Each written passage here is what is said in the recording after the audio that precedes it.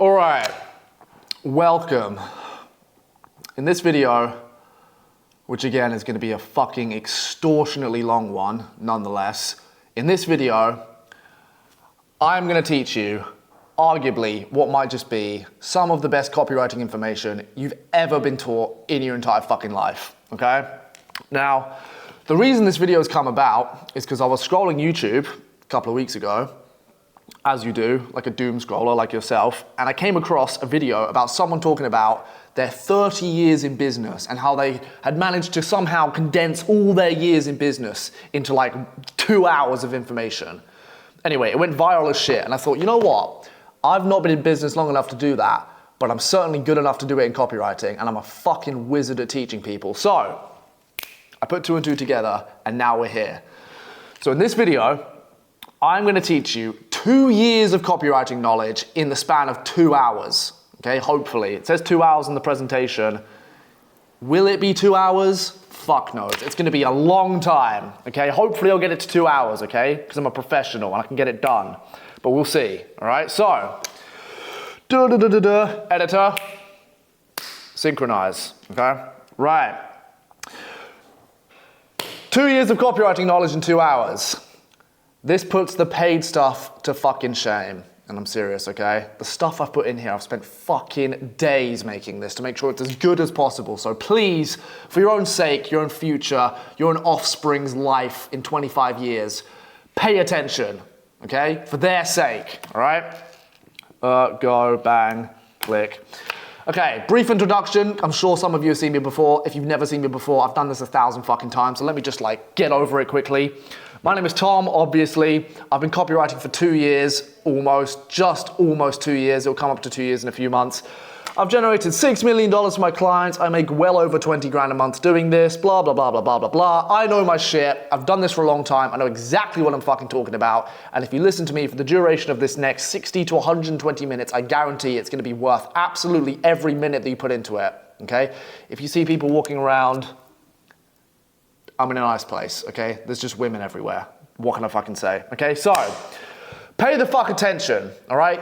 Get a notepad, get a pen, sit the fuck down, turn the distractions off, listen up, tell that girl to piss off, tell your dad to go to sleep, put the baby to bed, don't give a fuck, okay? We're here to learn, all right? I'm about to give you the knowledge that took me 2 years to obtain. That is not a joke. That is not satirical. It took me 2 years, okay? If some of you know my backstory, you'll know that I've been through hell and hell's anus to fucking get here, okay? I'm gonna tell you everything it took to get to the position I am now, from the highs, the lows, the shit days, the good days, the lessons I had to learn the hard way, the things I wish people would have told me in the first place but never fucking did. I'm giving it to you all, okay, in the next 2 hours, all right? Right. Obviously, for no other reason beyond it being extremely funny, there are 69 points in this presentation because 69 is a familiar number. So I thought, fuck it, I'll make 69 points, okay? Right, number one. And this is the most important one, which is why it's number one. Copywriting is not saturated. You're just shit. And the reason I'm making this number one is because a lot of people, even if you watch me and you're still, interested in doing this, you're not, because you're scared of it being saturated. And I'm sick to death of people coming along and saying that, oh, I can't do it because it's saturated. And Tom, I'm not gonna start because there's a million fucking people in fuck knows where in the third world countries doing it for way cheaper and it's saturated and I can't be asked. I wanna drill this home and drill it home once so I never have to drill it home ever fucking again. Everything is saturated. Everything, okay? Not just copywriting, but everything. Playing football is saturated. Getting girls is saturated. Fucking being in shape is saturated. Going to the gym is saturated. Everything you can think of is saturated, okay? The reason you haven't got to worry about it is because even though it's saturated, you can still succeed. And the reason for that is because if you're the best in said field, saturation doesn't matter. Okay, yeah, copywriting is saturated. Guess what? Football's saturated. How many people play football? 3 billion, okay? There are still people that are good at it. There are still people that make a living from it. Why? Because they're just the best. So if you're the best, Everything else is negligible. Nothing else matters, okay? So just don't worry about it. Oh, I can't do it because it's so saturated. I'm telling you now, if all you worry about is being good, being diligent, and not being lazy, and trying to improve every single day, all these saturation issues won't fucking matter, okay? I have seen it, okay? People that are really, they've got loads of potential and they won't do it because, I don't know, they just don't think that there's too much competition and they don't back themselves. When I was starting, I knew there were millions of people doing this and I knew there was people already making loads of money. And you know what I did? I just said, fuck it, I'm better than all of you, I'm gonna be better than you, and I'm gonna make more money than you. Okay, so saturation isn't an issue, you're just shit. Because I guarantee if you were good enough, you'd have more clients than you know what to do with.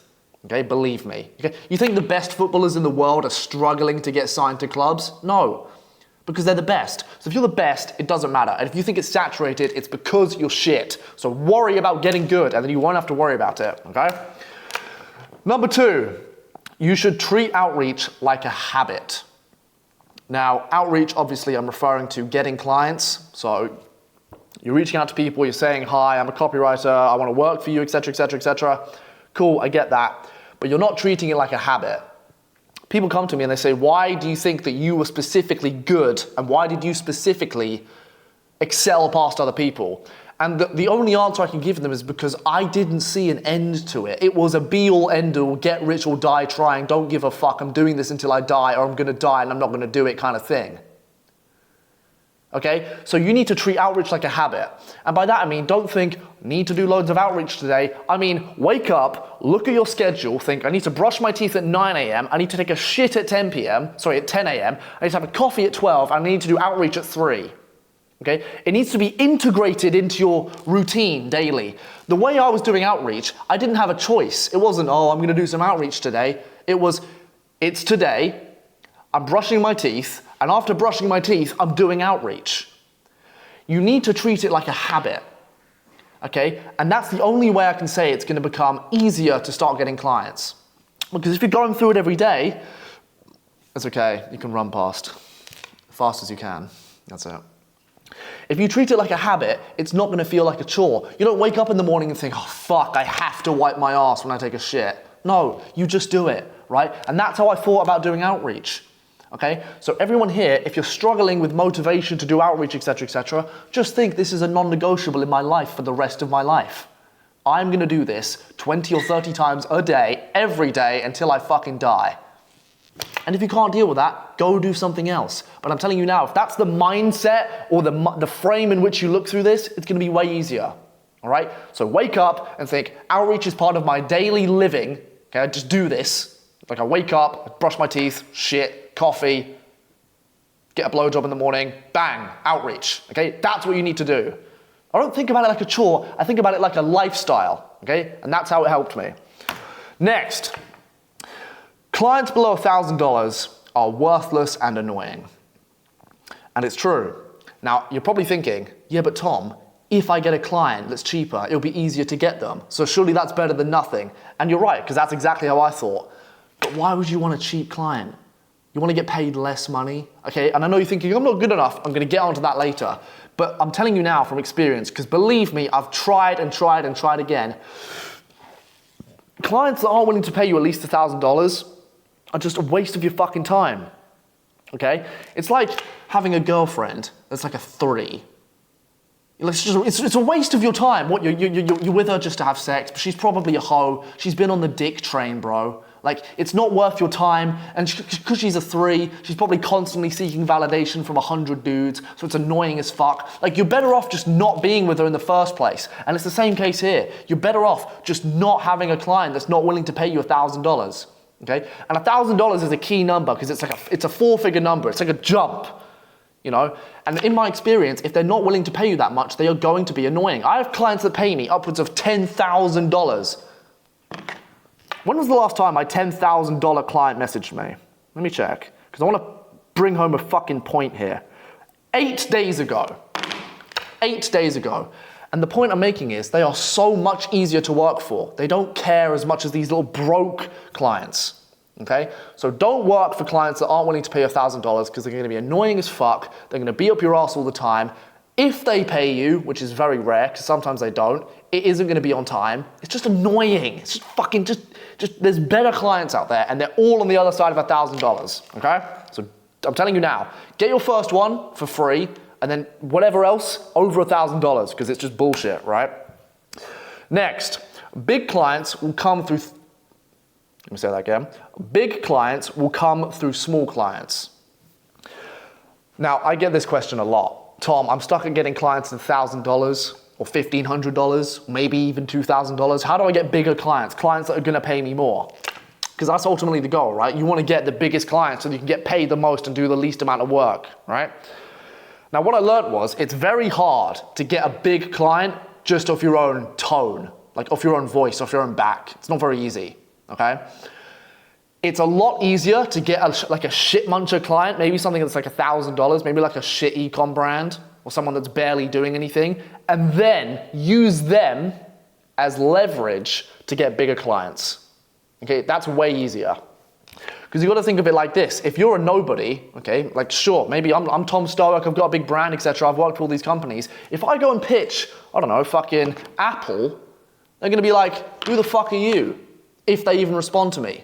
But if I work for Tissot, and then Tissot say to Apple, we have a copywriter that's been working for us for a year and he's killing it, maybe you should look into him, I'm much more likely to get them.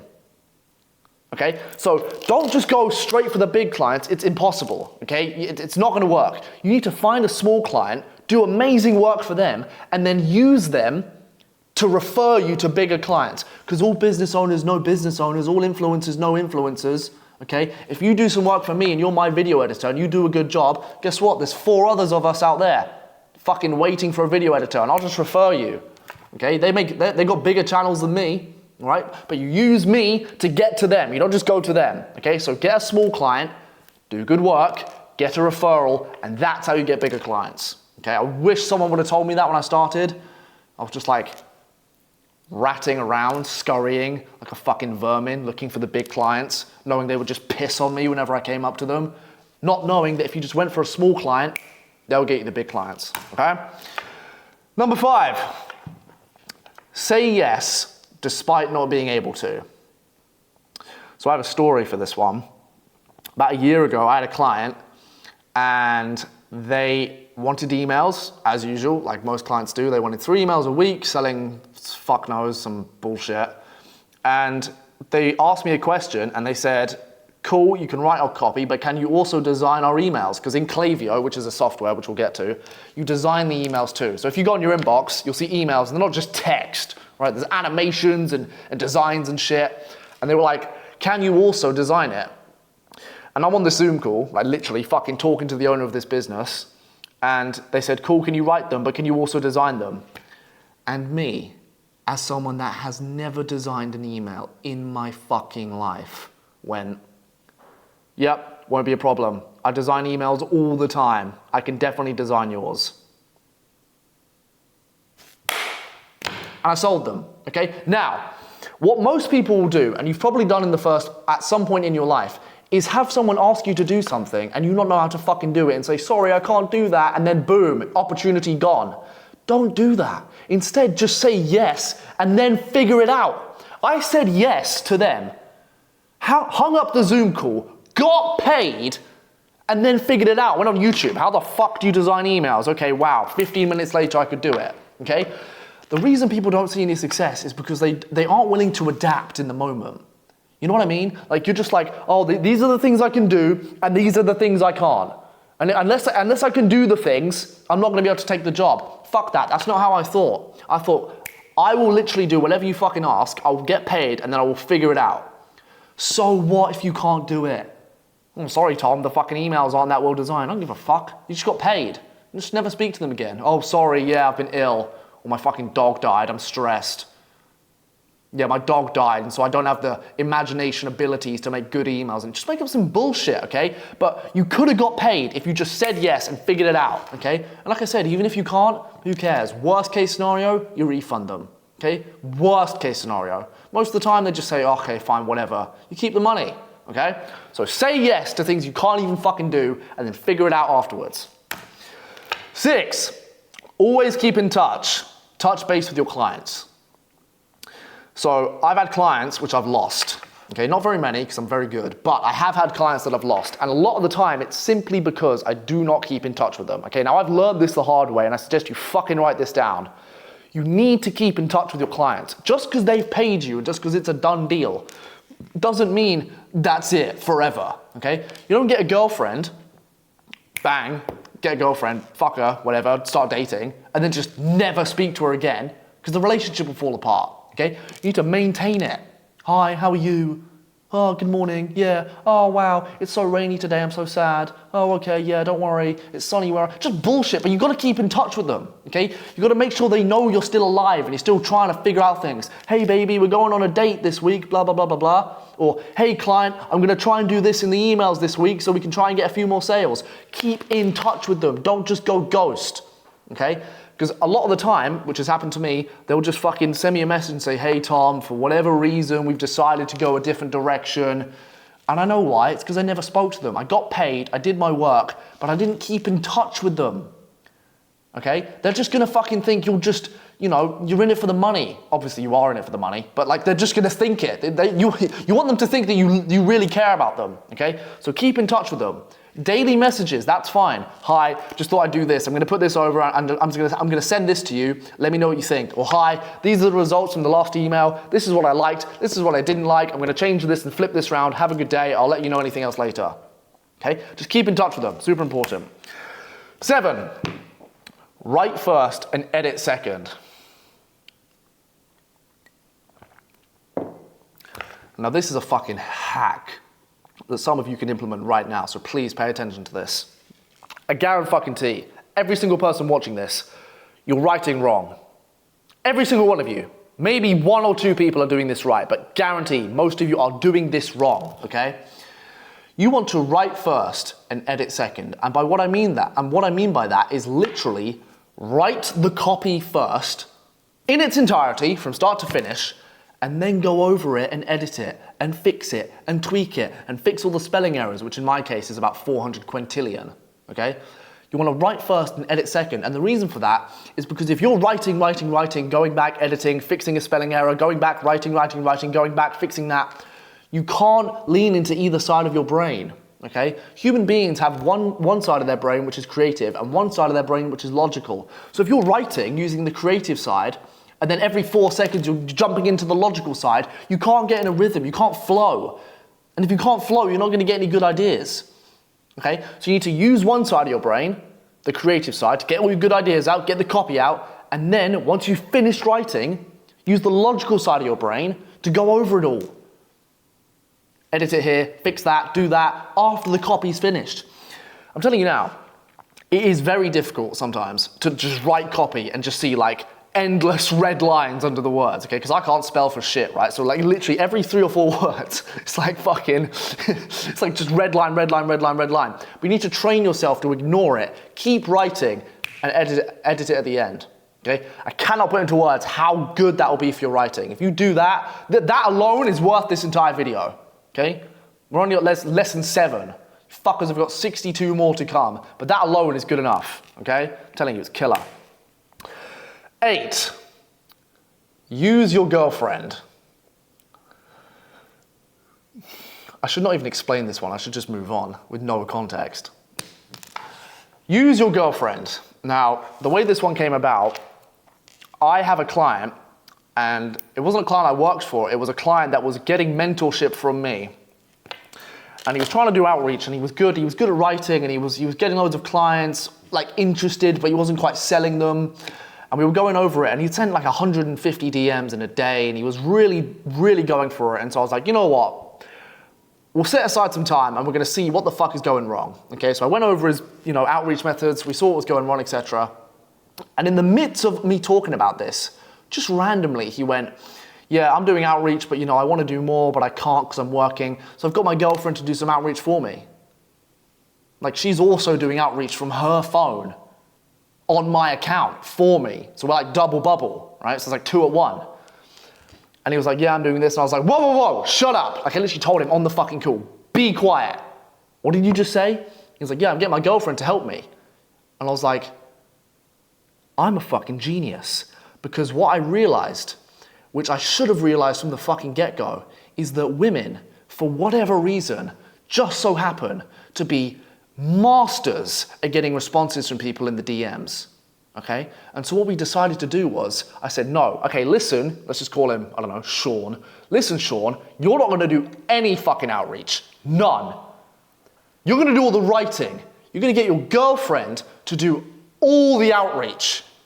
So what was happening was, Sean would get his girlfriend to do outreach on her account to clients. Hi, I'm a copywriter. Hi, I'm a copywriter. Hi, I like your thing. How can I write copy for you? On her account. And then she would get responses and then get on the call with them and sign them. And then he'd write all the fucking copy. Because she's a hot girl. And hot girls are much more likely to get replies. He's just some dude. He's Sean. No one gives a fuck about Sean. She's a hot girl. She's like a 7, a blonde girl in a fucking DMs. Going through your DMs, pitch, pitch, pitch, pitch, pitch, pitch, pitch. Hot girl. Who's that? Like, I'm guilty of this. Like, I get DMs all the day. I just fucking go through. Okay, yeah. Boobs. Okay, yeah. Like, that's how it works. And so what was happening, she was doing all the fucking outreach, getting on a sales call. I had to teach her sales. And then after she'd sold them, which was easy as fuck, because I just tell her to put on a push-up bra, he would do all the fucking work. They milked the game. They sweeped up. He got to like 10 grand a month in like 5 days. She was just hammering outreach. Literally, he was stuck at like 2 grand. We implemented this. She was on coffee 24/7 sending fucking outreach, swapping in and out push-up bras on sales calls all day, and he was just doing all the fucking work. Now, obviously this isn't gonna work for most of you because you don't have hot girlfriends, but if you are watching this and you have a hot girlfriend, put her to fucking use. Obviously, don't be a dick. Okay, I know I said here, use your girlfriend, but just walk up to her and say, hey baby, listen, we can make loads of money doing this. And she'd be like, oh, what do you mean? You'd be like, listen, whatever you're doing, good, but I guarantee if you help me, we can make loads of money. And she'd be like, oh, really, what? And she'll like it. She'll be like, oh yeah, teamwork, camaraderie, we're gonna fucking do this. And you teach her, and you get on a sales call, and you teach her how to do the sales call. Bro, you're gonna make so much fucking cash. The reason this doesn't work for everyone is because most of your girls just aren't hot enough. But if you have a hot girlfriend, you can absolutely do this, okay? So get a hot chick, get her on camera, get her sending DMs, and then do all the fucking work in the background. If I'd known about this a fucking year ago, it's what I would have done. I'd be like, hey, sweetheart, fucking stop whatever you're doing. Bang, send outreach, okay? Gentlemen, there's more to life than putting your dick in them. Like, you know what I mean? Like, fucking think entrepreneurial, okay?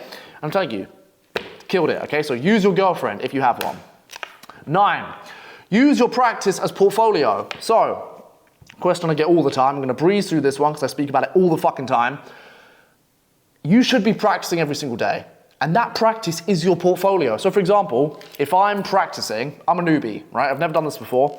I'm like practicing to start getting good at copy. So I write an email about a Tissot PRX. This is the watch, blah, blah, blah, blah, blah. And then I write an email about Apple, the phone. And then I write an email about a fucking glass. And then I write an email about a fucking table. And then I write an email about some fucking artwork, okay? Email, email, email. I write all these emails. And what you don't realize is that is technically your portfolio. So when a client comes up to you and they say, okay, yeah, brilliant. Who have you worked for? Can you show us your portfolio? Do you know what you do? You don't say, oh, sorry, I don't have any portfolio because I have no clients. You don't say that. You say, yes, I have an eclectic group of portfolio pieces ready to give you. Fucking Tissot, Apple, this glass, MacBook, fucking artwork. Just send them all over. Do you know what they don't do? Fucking email Tim Cook. Oh yeah, sorry, did Tom write copy for you in 2023? Did he write an email for you? They don't do that, okay? You can just lie. You can just say you wrote emails for these companies and never got paid. Technically, that is still a portfolio, okay? Hey, give me your portfolio. Wow, that's a lot of people you've worked for. Yeah, I've worked for loads. They're not gonna fucking email them. They don't give a fuck, okay? And even if they do, just say you didn't get paid. Okay, so any of your practice, you've got loads of practice, hopefully, because you're not a dickhead. You've got loads of practice. That's your portfolio. Put it in a nice document, label it, this company, this company, this company, this company, bang, one document, send it over to them. Bro, I have this all the time. Like, I'll have big brands I've written for, and they'd be like, you wrote for them? And I'll say with a stern face, yes, I wrote their emails. They killed. And they'll be like, wow. And I'll be like, yeah. So you can do it, okay? So yeah, use your practice as a portfolio. 10, practice on boring products. Something I don't hear, and it's probably because I invented it, because I'm a fucking genius. You need to practice on boring products, okay? It is very easy to sell something that's easy to buy, okay? If I'm selling, I don't know, fucking programs to make money, or vitamins to fucking lose weight, or some complete shit, it's a lot easier, okay? Because it's a vitamin, and it's new, and it's exclusive, and it gives all these big benefits, and it's gonna change your life, and it's easy to take. You just pop it in the morning, and it's very easy to sell something that's very easy to buy. Do you wanna know how you get good at writing copy? You write shit selling stuff that's fucking boring. So I have clients, like one-on-one clients, and they'll say, okay, how can I practice? And I'll say, look around your room, find the most boring fucking thing on your table, and write an email trying to sell it. You can do this now. What have I got? A glass, okay? A fucking glass. Instead of writing emails about vitamins and how you can lose weight, I want you to go into your room and find something as mundane as a glass, or a fucking pencil, or a pen, or a door, or chair. Find something boring and write an email about that. It's not easy to write emails about fucking glasses. What do you say? It's a glass, it holds water, it's see-through. It's not easy, okay? But what you're doing is, you're making it harder for yourself. And if you make it harder for yourself, guess what? Normal copy becomes a lot easier, okay? So I say to people all the time, if you want to get good, which is the most important thing, because it's fucking lesson 1, if you want to get good, practice needs to be harder than what you're actually doing. Stop writing for these lucrative fucking businesses and pills and promises and services. Write for a fucking cup. Try and write an email selling a cup. You're going to be using your imaginary juices like you've never used them before. You're going to be looking at the screen thinking, it's a cup. How the fuck do I sell a cup? But that's good, okay? Because eventually you're going to know how to sell a cup. And if you can sell something as boring as a cup, selling anything else will be way easier, okay? And you'll get a lot better. So write for boring products. It'll make you so much better when you write normal things. Next, write every single day. Non-negotiable, okay? Some of you here say you write every day. Oh yeah, Tom, yeah, I write every day. Sending messages to that girl that doesn't want to fuck you isn't writing, okay? That's just pathetic. I mean, write copy every single day. And the reason for that is because it's a skill you will lose if you do not maintain it. I have been very good at this. Now, I know this is lessons that I've learned in 2 years. I have, with 100% certainty and chest, written some copy every day for the last 2 years. I don't care if it's an email, I don't care if it's 100 emails, I don't care if it's a fucking caption, I don't care. At some point, every day, I wrote some copy. And that compounds over time. Imagine you wake up and you want to get better at speaking, okay? Because some people ask me, Tom, how do you get better at speaking? I've made a video on that, go fucking watch it. But if you want to get better at speaking, would you just not speak for an entire day or a couple of days? Like, how are you going to get better if you just stop? You can't get better, right? You need to do it every single day. And so when I say you need to write copy every single day, I fucking mean it. Don't just think, I can skip a day, it won't matter, because a day turns into 2, 2 turns into a week. Before you know it, you're messaging me saying, oh yeah, Tom, I haven't actually sent that much copy, or I haven't written that much copy, I'm sliding. And I'll read your copy and it's fucking retard mode all over again, okay? So write every single day, even if it's 1 email. You have time, and if you don't have time, you clearly don't want it bad enough, and you can go be a fucking loser. Write every single day. It's super important. If you want to get better at anything, you need to learn properly. That's important. But you need to do it every day as well. Okay? That's with anything. All right?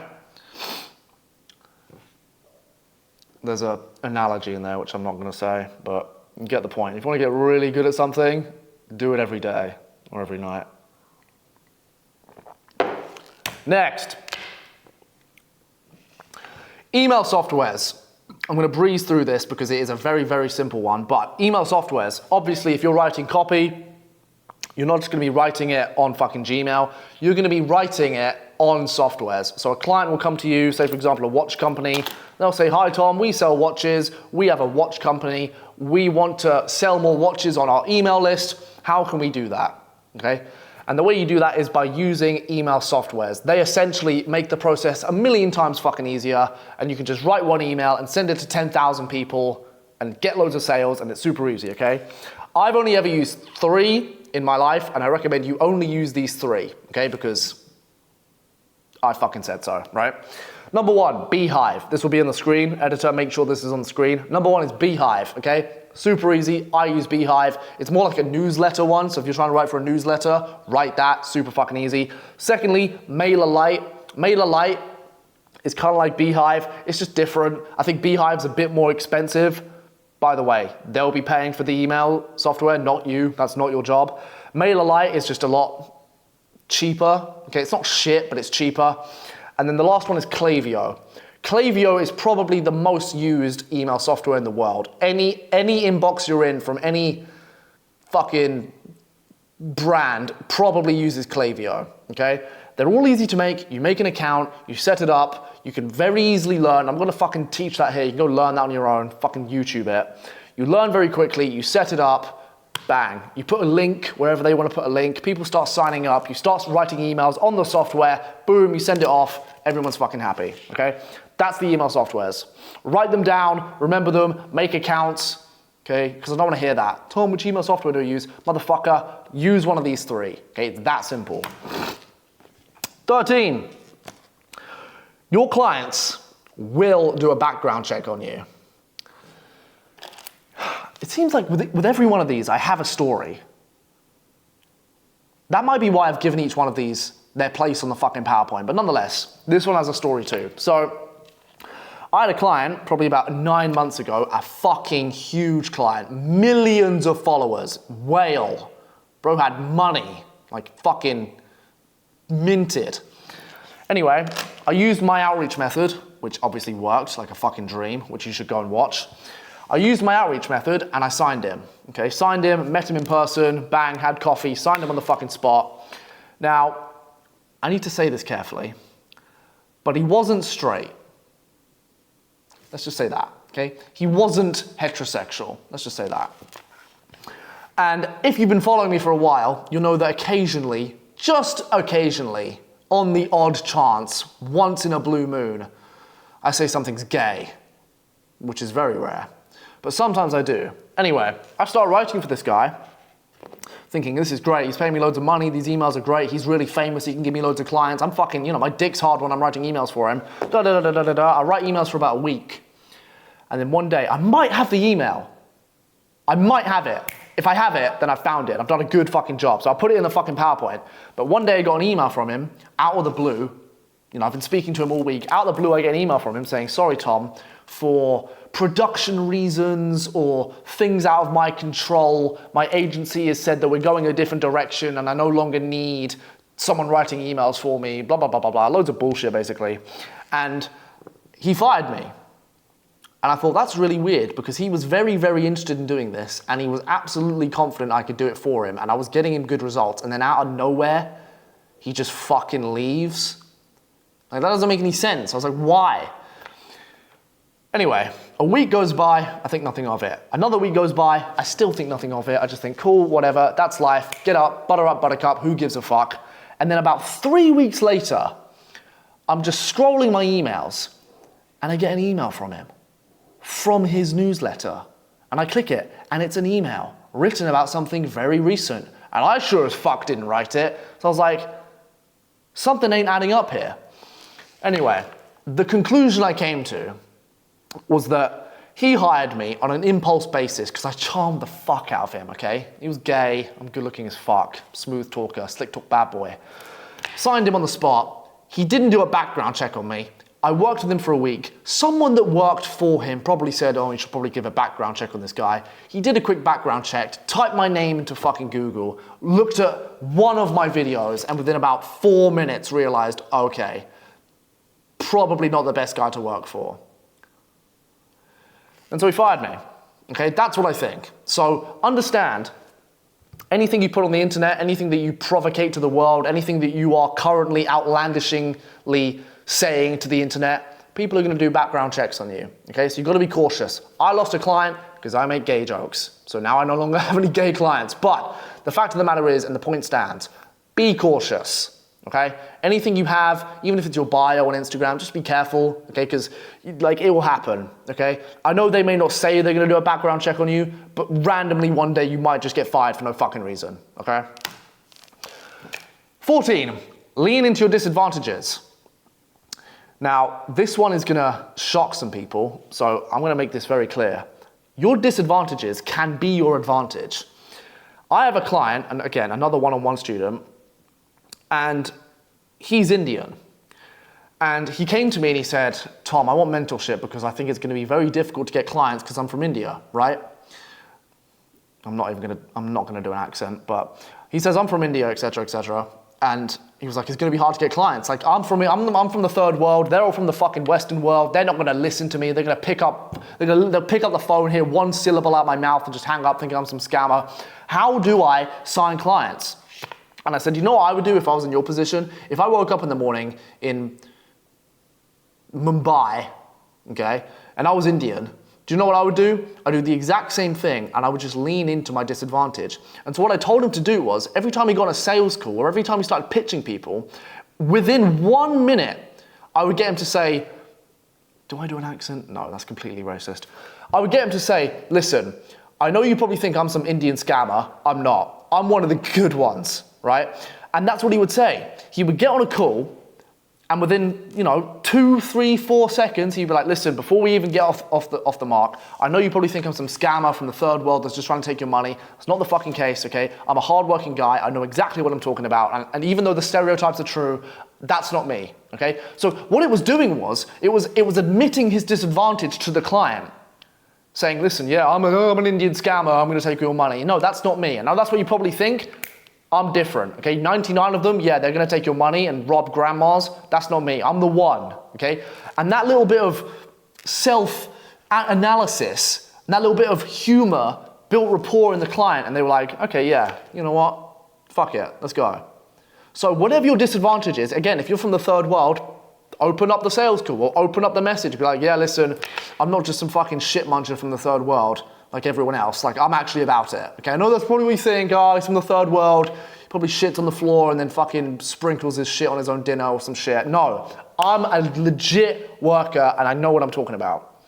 And if you admit to your disadvantages, a lot of the time it just builds rapport, it breaks the tension and they like you and they sign you, okay? So, any disadvantage, all right? I used to say this all the fucking time.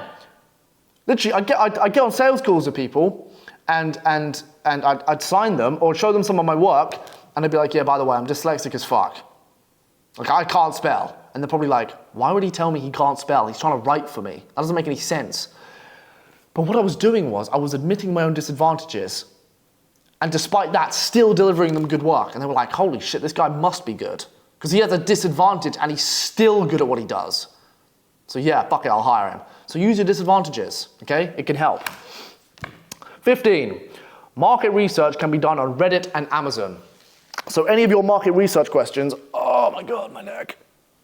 Fucking hell. Any of your market research questions can be done on Reddit and Amazon. So if you're looking to, say for example, you get a client, your client sells watches, okay? They're a watch selling client.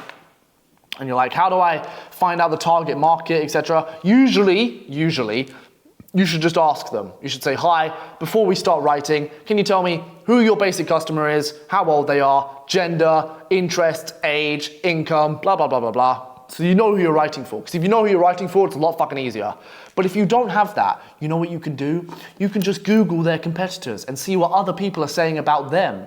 So for example, if I'm writing for a watch brand, and I want to sell this watch, and I think, how the fuck can I sell this watch? I don't really know who I'm writing for, and I don't really know much about watches. What I can do is, I can go on Reddit, I can type in fucking, I don't know, a competitor to Tissot, like Rolex, type in Rolex day date on Reddit, and it will come up with loads and loads of fucking posts with people with Rolex day dates talking about their experience. I had a Rolex day date and I didn't like it because the metal chafed on my skin. I had a Rolex day date and I didn't like it because it was too heavy and it was annoying to carry around, blah, blah, blah, blah, blah. I had a Rolex day date and I didn't like it because it just signified to women that I was just fucking rich and they started gold digging me and now I have no money and I have to fucking wank over porn every day for the rest of my life. Whatever it is, okay? You need to look at what people are saying and then flip it when writing for your brand. So when I'm writing for this watch brand, I'll say, unlike most watch brands, the metal doesn't chafe your skin. We've come up with an aluminum which deliberately makes it very comfortable on your skin. We've also made sure that it's light and mobile and easy to move around on your wrist. It's not too heavy, okay? And it also isn't too flashy, so people won't think that you're a rich fucker and just come and steal all your money. What I'm doing is I'm finding what's bad about other products from Reddit. I'm using those as points to use to sell my product. So you can do that, okay? And Amazon as well. Go onto Amazon, type in a product, go to the reviews, go to the 1-star reviews, find out why everything is shit, okay? Flip it, say, their product's this, our product isn't this, which is why you should buy it, okay? Does that make sense? I hope that makes sense, because that's fucking killer. I don't want to hear any questions about, I don't know any market research. That's your market research. Go on fucking Reddit. Some of you probably are on Reddit. What is it, like fucking slimy tits and shit? Like you're all wanking over Reddit and shit, so you're probably on it already, but you could use it for market research, okay? 16, affirm the present by assuming the future. Before I get into this, I am feeling a little bit tired. I have an app on my phone where if I type a few buttons, a coffee is made and delivered to me within 10 minutes. Let's see if this works.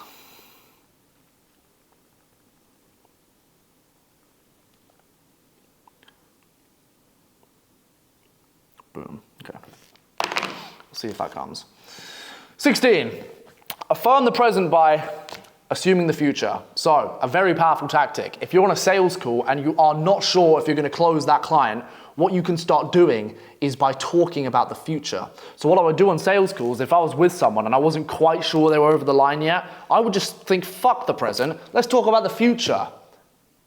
Yeah, so basically, once we get going, we've got all this set up, I'm gonna run these email campaigns, we're gonna do that in a couple of months just to make sure that they're, relevant, and then by the time Christmas comes around, I'm gonna have those ready, and we're gonna fucking look at the competitors and see their Christmas emails. What I'm doing is, I'm talking about the future. And how am I able to talk about the future? By assuming that we work in the fucking present. I'm talking about the future because obviously we're going to start working together. Obviously you're going to sign me and we're going to start going immediately. Okay? What braggadocious twat has the gumption to start talking about the future before they've even fucking signed him in the first place? Okay? It comes across just confident enough to know what you're talking about, but arrogant enough to think, who the fuck is this guy? So just start talking about the future. Because if you're talking about the future, they're going to think, okay, yeah, the future, okay, yeah, that sounds good. But wait, if we're going to be working in the future, that means we're going to be working in the present, which means we're going to start working now. Okay, yeah, fuck it, let's go. Okay, so talk about the future, super powerful. 17, always say because when telling your client something. Now, there was a study, and I don't know where it was, but I heard it. There was a study that said something along the lines of, if you get 3 people in 3 different queues and they're trying to jump the queue, you could do it 3 different ways. The first way is if you just go up to the queue and you say, hi, can I jump in? Okay, for no reason. Like imagine you're in a queue, you're trying to get a ticket for something, hi, can I jump in? Okay, about 90% of people didn't get in the queue, 10% did. The next group went up to the queue and said, hi, can I get in or can I fit in, please? Right, so they go up to the queue and they'd say, hi, can I come in the queue, please? And about 50% of them got in, right? So they're in the ticket, there's a queue, etc. You come up, you cut the entire queue, and you say, hi, can I jump in, please? And about 50% of them got in. The third group went up to the queue and they said, hi, can I jump in, please? Because I need to be somewhere urgently. And what they found is, if you say because and you give a reason, for whatever reason, our fucking monkey brain turns on and we just let you in. Because, the word because somehow validifies whatever fucking reason we have, and we let them in. And what they found is 90% of the time, if they were trying to, if someone came up to the queue and they said, I need to get in, I need to cut in front of you because of a reason, they let them in. It could be the most bullshit thing. Hi, can I cut in the queue? I need to get a ticket for a taxi because my wife is getting fucked at home. It doesn't matter, okay? They would just be let in. So, always say because when you're speaking to your clients. And the reason for that is because they probably won't believe you. So, for example, if I'm working for a client, or you're working for a client, and you say to them, do you hear that? It's the coffee machine. And they say to you, okay, yeah, that's good. Why should we do that? Or you bring up something, you say, right, we're gonna write emails like this, and then we're gonna do that. Say because. Don't just say, we're gonna write this email. That doesn't work, okay? You need to say, we're gonna write this email because X, Y, Z. And a lot of the time they'll listen to you, okay? So if you're tussling back and forth, I've had this before, and they're like, we're gonna do this, and they're like, oh, I don't really think we should do that. Bear in mind, I'm the fucking professional. You're a fucking idiot, but nonetheless, they've got egos, and so you have to persuade them. I'm like, we're gonna do this, blah, blah, blah, blah, blah. They're like, no, I don't wanna do that, blah, blah, blah, blah, blah. I'm like, no, we're gonna do this because X, Y, Z. And if you give a because, a lot of the time, they bend. Okay? So say because, always. That's in anything. You can do that for anything. You know, like fucking, you're coming home with me. No. You're coming home with me because I have really nice sheets and you'll sleep like a fucking baby in my house, sweetheart. Say because. It's fucking powerful shit. 18. The next one can change your life. The next one. What I mean by that is, once you're doing outreach, you need to understand, I don't care how many you're fucking sending a day. I don't care if it's 1 million, I don't care if it's 3, it doesn't matter what it is. The next one could change your life. Oh my God. You're an angel, thank you. The next one could change your life, okay? So once you're doing outreach, I know what it's like. Believe me, all of this is in 2 years I've learned, and I am where you have been. Sorry, I have been where you are. Sending outreach all day, not getting any responses. Sending outreach, getting a response, not turning into a sales call. Fuck, this is depressing. Fuck, this is sad. Fuck, this is demotivating. I have been there, thinking, this is bullshit. Copywriting is a load of wank. Someone lied to me. How do people make money? I can't get any clients. This is a load of crap. And you're just sitting there thinking, it's impossible, it's impossible. You need to eliminate that thinking and switch it to, I am sending outreach every single day. And the next one I send, the next one could be the one that changes my life. Because it could be. The next one could change your life. You're sending 40 a day, cool. Maybe 39 of them don't need your work or they don't open it. One of them will. I'll give you the perfect example. Video editors. Video editors reach out to me all the fucking time. I never need them. Look at me. Linguistic god. I don't fucking need your editing. I guarantee if you reach out to enough YouTubers, one of them will need editing. And the point I'm trying to make is, I always thought the next one could change my life. Because if I sign him, that's it. Someone's gonna need my work. Someone. It's just a matter of doing it until someone does, which means the next one could be, okay, not that one. The next one could be, okay, not that one. The next one could be, okay, not that one. Bang. The next one, you sign him, you do good work, he knows people, he gives you more clients, bang, 2, 3, 4, 5, 6 clients, 5 grand a month, 10 grand a month, your fucking life changes, okay? That's how I viewed it. I didn't view it as, oh, it's so monotonous and it's not working. I looked forward to outreach. I was like, I can't wait. Yeah.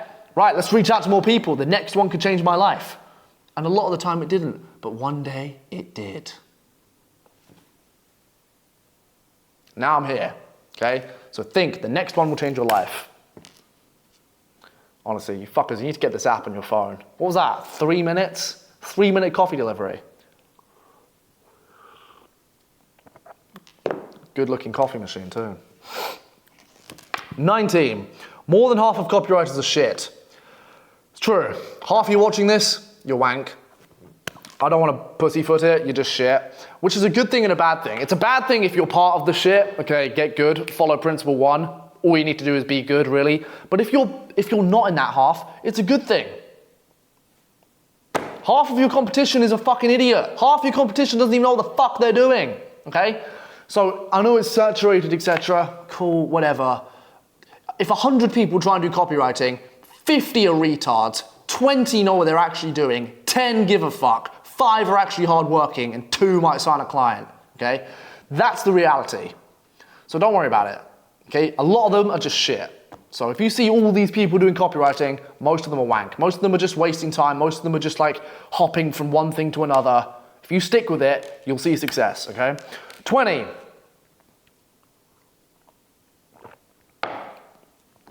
Imposter syndrome isn't real. Now, if you don't know what imposter syndrome is, essentially, imposter syndrome is not feeling you are adequate enough to do something or be somewhere. For example, if, I don't know, you get hired for a business that you know you're not qualified for and you're surrounded by people and you think, I don't belong here. You know what I mean? Or like, if you play a sport and you get bumped up a team and now you're with the big guy, you live with the fucking A players and you're like, I don't belong here. That's imposter syndrome, okay? But I don't believe in that. I think that's a lot of fucking bullshit. And the reason for that is because everyone's had imposter syndrome. And it isn't imposter syndrome, it's just the next step. I know you think you're not good enough, and I know you think that you aren't ready. When else are you gonna be ready? You think you'll be ready when you're ready? No, you're just given opportunities and thrown into circumstances and just have to fucking deal with it. When I signed clients, I signed my first client. A lot of you are gonna fucking experience this. You sign your first client and you genuinely think, I'm not good enough. Or some people message me and they say, Tom, how do I know I'm good enough to start charging money for people? And it's like, you just have to fucking go and just think, I'm the dog's bollocks. Fuck everyone. I deserve to get paid to do this. I suppose it's an ego thing. I always thought, yeah, I deserve to get paid. I see people doing this and think, you're an idiot. You're fucking, like, what? I could do that. There's no way you can do that and I can't do that. I always thought I was just better than people in that respect. And so I never struggled with imposter syndrome. But if you're thinking, how do I know I'm good enough to get paid this much? Or how do I know I'm good enough to have a client? You won't. But that is the absolute natural evolution to getting good at anything. That is the natural evolution to life. Some of you have never had a girlfriend and you're probably thinking, how do I know I'm good enough to have a girlfriend? You don't. I fucking didn't. I was like, right, fuck it. Let's just, cool, relationship. Even at the back of my mind, I was like, she's too hot for me, whatever, whatever. I don't give a fuck. I was like, yeah, I'm fucking her. Cool. Bang, this is life now. Okay? You just need to step and move forward and think, it's scary as fuck, but eventually you're gonna have to do it. And everyone's had it. Everyone that's ever achieved anything has been an imposter. Do you not think when I stepped on camera on YouTube on my first video, I didn't think, okay, is this really me? Like, can I do this? Now, I didn't think it for long because I'm me. But yeah, to a degree, I was like, okay, yeah, right, camera, new settings. Is anyone gonna listen to me? I don't even give a fuck what I say. I don't know, fuck it, I'll do it anyway, okay? Imposter syndrome's everywhere. Everyone that's done anything ever has experienced imposter syndrome. So it's not imposter syndrome, it's normal syndrome. It's fucking everyone syndrome. Everyone has it. It's not imposter syndrome, you're not a fucking imposter, you're normal like everyone else. And anything you do that you think is scary isn't scary. Everyone else has just done it and they fucking dealt with it and you're next, okay? 21.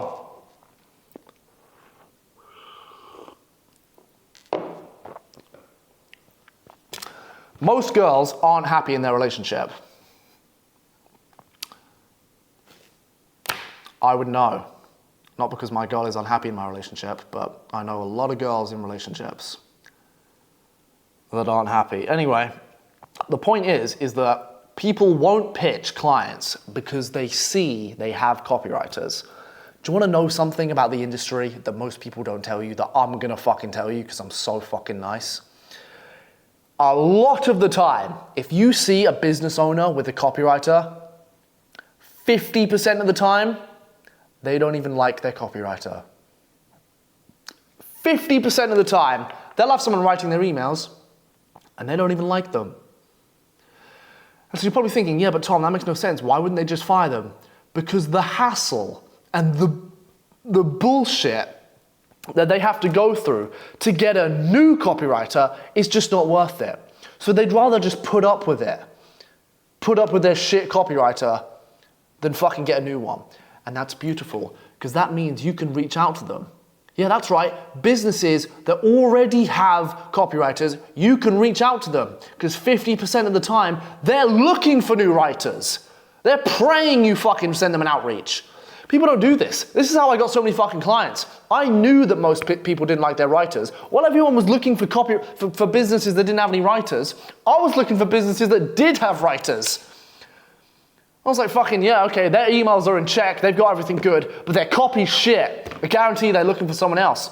Bang, send the owner an email. Hi, I saw you're writing emails, I just see they're not good enough. Oh yeah, actually we have been looking for a new copywriter. It's actually very nice of you to reach out to us. We've been looking for this for a long time. Would you mind getting on a call? Bang, just took some fucker's job. Fucking roll up. Hi, fuck off. Like, you can do that, okay? Like I said, most girls aren't happy in their relationship, but they'll just stay with the dude because, you know, he pays the bills, you know, he drives, it's convenient. He drives me to the club so I can go and fuck other dudes. Like, it's convenient. Most girls are not happy in their relationship, okay? And so don't feel scared to reach out to girls in relationships, okay? It's fucking easy. 50% of the time, you catch some fish, okay? So reach out to businesses with writers. A lot of the time, they want a fucking new one, okay? 22. Outreach methods won't last forever.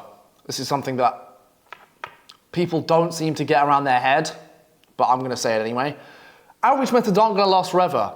Outreach methods that were in 2023 don't fucking work in 2024. They don't work because everyone's used them. Everyone's been pitched them, okay? And instead of whine and bitch about that, you know what you need to do? Adapt, like I did. When I started in 2023, I started using an outreach method that worked for about a month. And then 2024 came around and it stopped fucking working. People started saying to me, stop sending me this. Everyone's sending me this. And I was like, I need to think of something new because this was bullshit.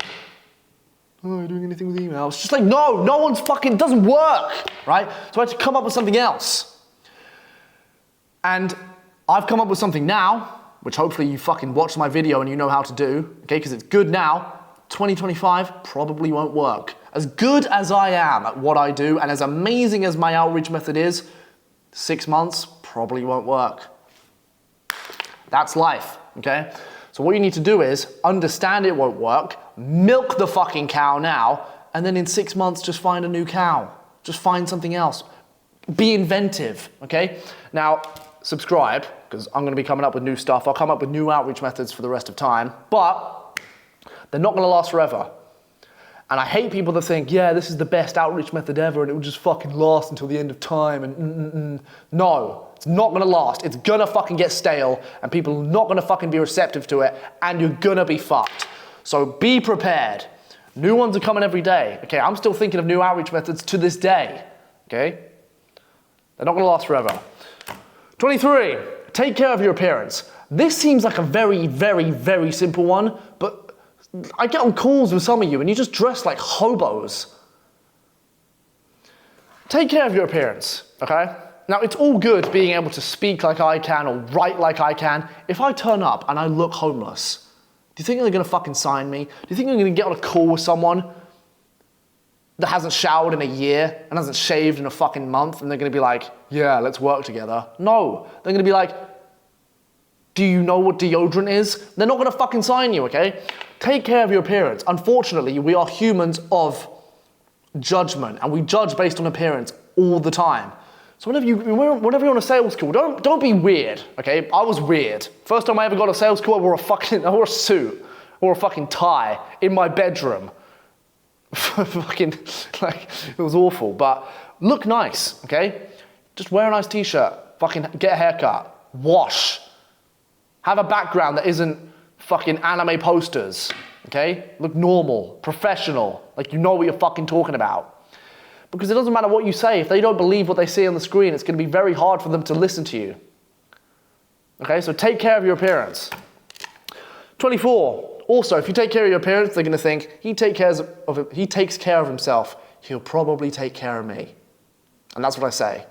They'll be like, okay, but how do I know you're the one? It's like, listen, I don't wanna brag. My life's pretty good. I take care of myself. I know what I'm doing. I take care of myself. I'm gonna take care of you like I've taken care of all my clients, okay? 24. We are only an hour in. 24, a third of the way. Fuckers are so lucky. You can speak money into your bank account. Now, what I mean by that is, when you're on a sales call, because believe me, I am proponent number one of this. If you're just good enough at speaking, you got the gift of the gab, you're a syntax god, slick talk bad boy, elocution assassin, you know what I mean? You can just speak money into your bank account. I've been on sales calls that I was not qualified to be on and had no fucking clue what I was doing. But because I could speak and because I could persuade them over the phone or over the call, they hired me. Okay, so if you're just good enough at speaking, you can speak money into your bank account. I've done it innumerable times. Like I said, someone say, can you do this?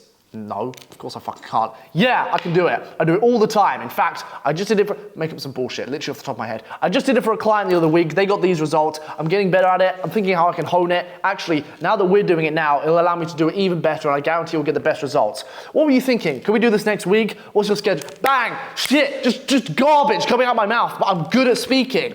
And they're just sitting on the call for like 4 or 5 minutes straight without ever saying anything. Me just like globbering shit out my mouth, thinking, this guy fucking knows something. Because like I said in my fucking communication video, which you should also go and watch, being able to speak shows competence. Not many people can speak. If you can speak, they'll think this guy is a competent individual, just inherently. They'll think he can speak well, I'll trust him. Not many people can speak well. He can construct sentences and make me feel things, and make me think things. Fuck it, I'll trust him, I'll give him my money. And if you're good enough at speaking, that's all you fucking need.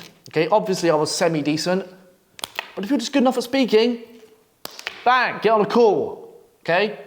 It's the same, I know I keep going back to dating and girls, but there's so many crossovers. Do you know how many girls I've dated that are like a year out my league or a fucking million miles out my league? Just because I'm so fucking smooth at talking in their ear.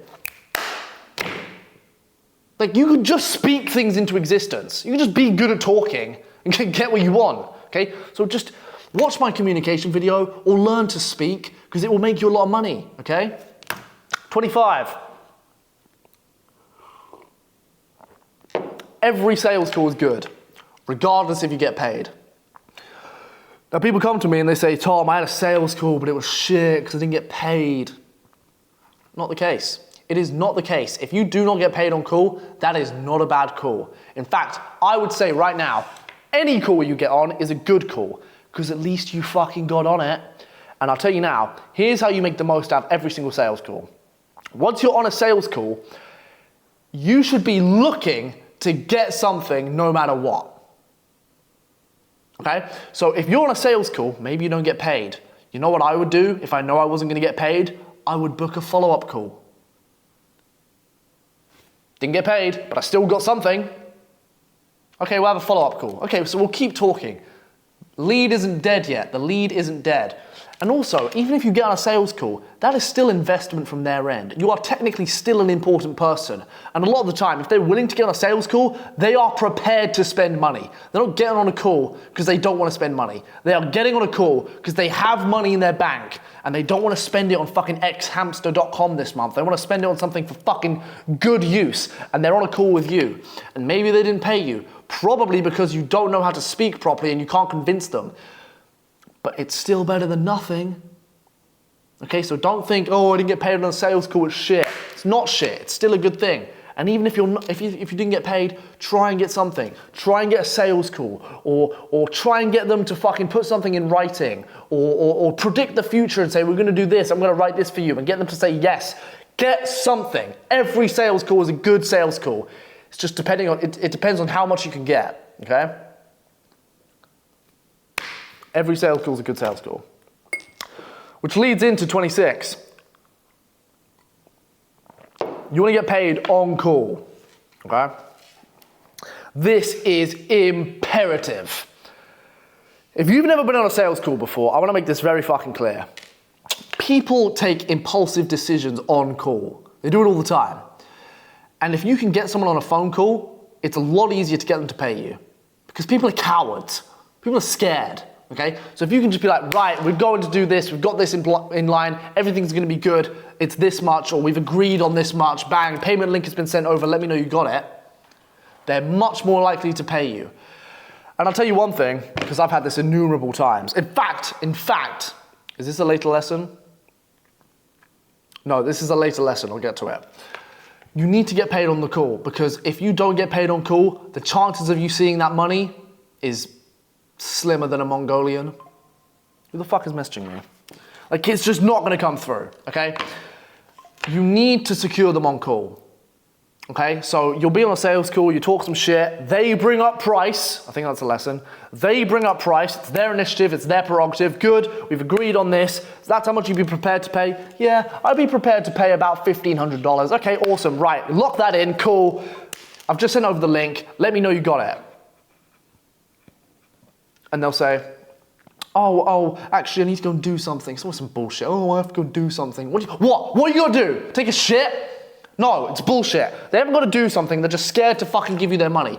And you need to fucking hard close them. You need to say, no, okay, I understand you're busy, but I have a very busy schedule, and if we're not gonna do this now, I doubt we're gonna do it anytime soon. And so I really think if we could just get this done now, I can start working today, and I can start sending you stuff over tomorrow, and we can start working this week and seeing results within fucking 14 days.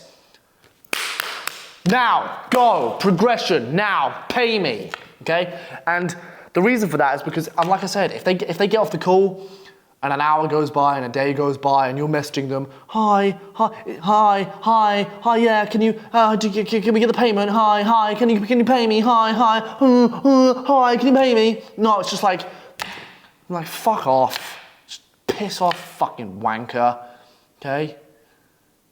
Again, with girls, you go on a date with a girl, you don't fuck her. Cool, no worries. Guess what most of you do? You go home, you message her, hi, can we see each other again? Hi, I really enjoyed seeing you. Hi, can we get another drink? Hi, hi, you're really beautiful. Hi, swipe up on a story. Hi, you really look good in that. Not knowing that she's probably on another date with a dude. Hi, you look really good today. She's just like, just fuck off. Just like go away. So it's imperative you get paid on call, okay? Imperative, get paid on call. 27. Ugh. This is a serious fucking hack. I want everyone here to listen to this because I found this out and my mind was blown. I was like, what? You can do this? And it leads into the previous point. So, you're on a sales call and whatever, the cunt's being an idiot. He's like, oh, I'm going to pay you. I need to go and, I don't know, get fingered by my wife. You say, okay, right, before you go and get fingered by your wife, I understand you don't want to get paid right now, but and I say this, I'll role play this. I'll say, okay, I understand you want to get going, that's absolutely fine. To prove to me and yourself, or to really set something in stone, to know that we're really about it and we're really serious, can we just get some sort of minuscule investment to, solidify the deal, to solidify the future going forward? And they'll say like, what? And I'll say, nothing crazy, nothing ridiculous, just like, I don't know, $100 investment to know that I know that you're serious and I'm not wasting my time and you're not wasting your time. And a lot of the time, they'll go, $100 or $50. All right, yeah, sure. So you make a Stripe invoice, Google it, I'm not gonna teach you how. Go on Stripe and make an account, make a Stripe invoice for $50, $100, send it to them, and then what you do, once they've paid it, you finish the call, you then send them an email and say, just to be clear what we said on the call, I'm gonna do this and this and this for this much and this time frame, blah, blah, blah, blah, blah. You're just sort of saying what's gonna happen for what you're getting paid for, and you just gotta say, just to let me know this is all okay, just reply yes, or say this is absolutely fine. If they reply yes, you now have legal control over them. Bear with me, okay, because this is fucking snark shit. If you get a micro investment from them, and then you send them an email saying everything you're gonna do for them, for the amount of money you've agreed, and then they say yes, you now have it in writing. And so if you start working for them, and they don't pay you, do you know what you can do? Which I don't even know how this is possible. Do you know what you can do? You can go on Stripe, you can go onto their invoice, and you can take money from their account. I am not lying. You can go on Stripe, say they said they pay you $2,500. and you did all this work and they didn't pay you. You say, please pay me, please pay me, please pay me, and they don't pay you. You know what you can do? You go on Stripe, you type in their invoice, you type in $2,500, and it takes it out their account and puts it in yours. And I know what you're thinking, okay, Tom, but that's fucking illegal. You can't do that. No, it isn't. You wanna know why? Because you have it in writing saying that they agree to the terms and they agree to paying you the amount they're gonna pay you. And that will hold up in court. If you take money out their account and they say, how the fuck can you do this? This is bullshit. You can't fucking take money from me. I'm going to the court. You can say, go to the court. Go to court. Call the police. Police come round. Hi, you took money from his account. Yeah, let me just get my fucking email where he said he'd pay me.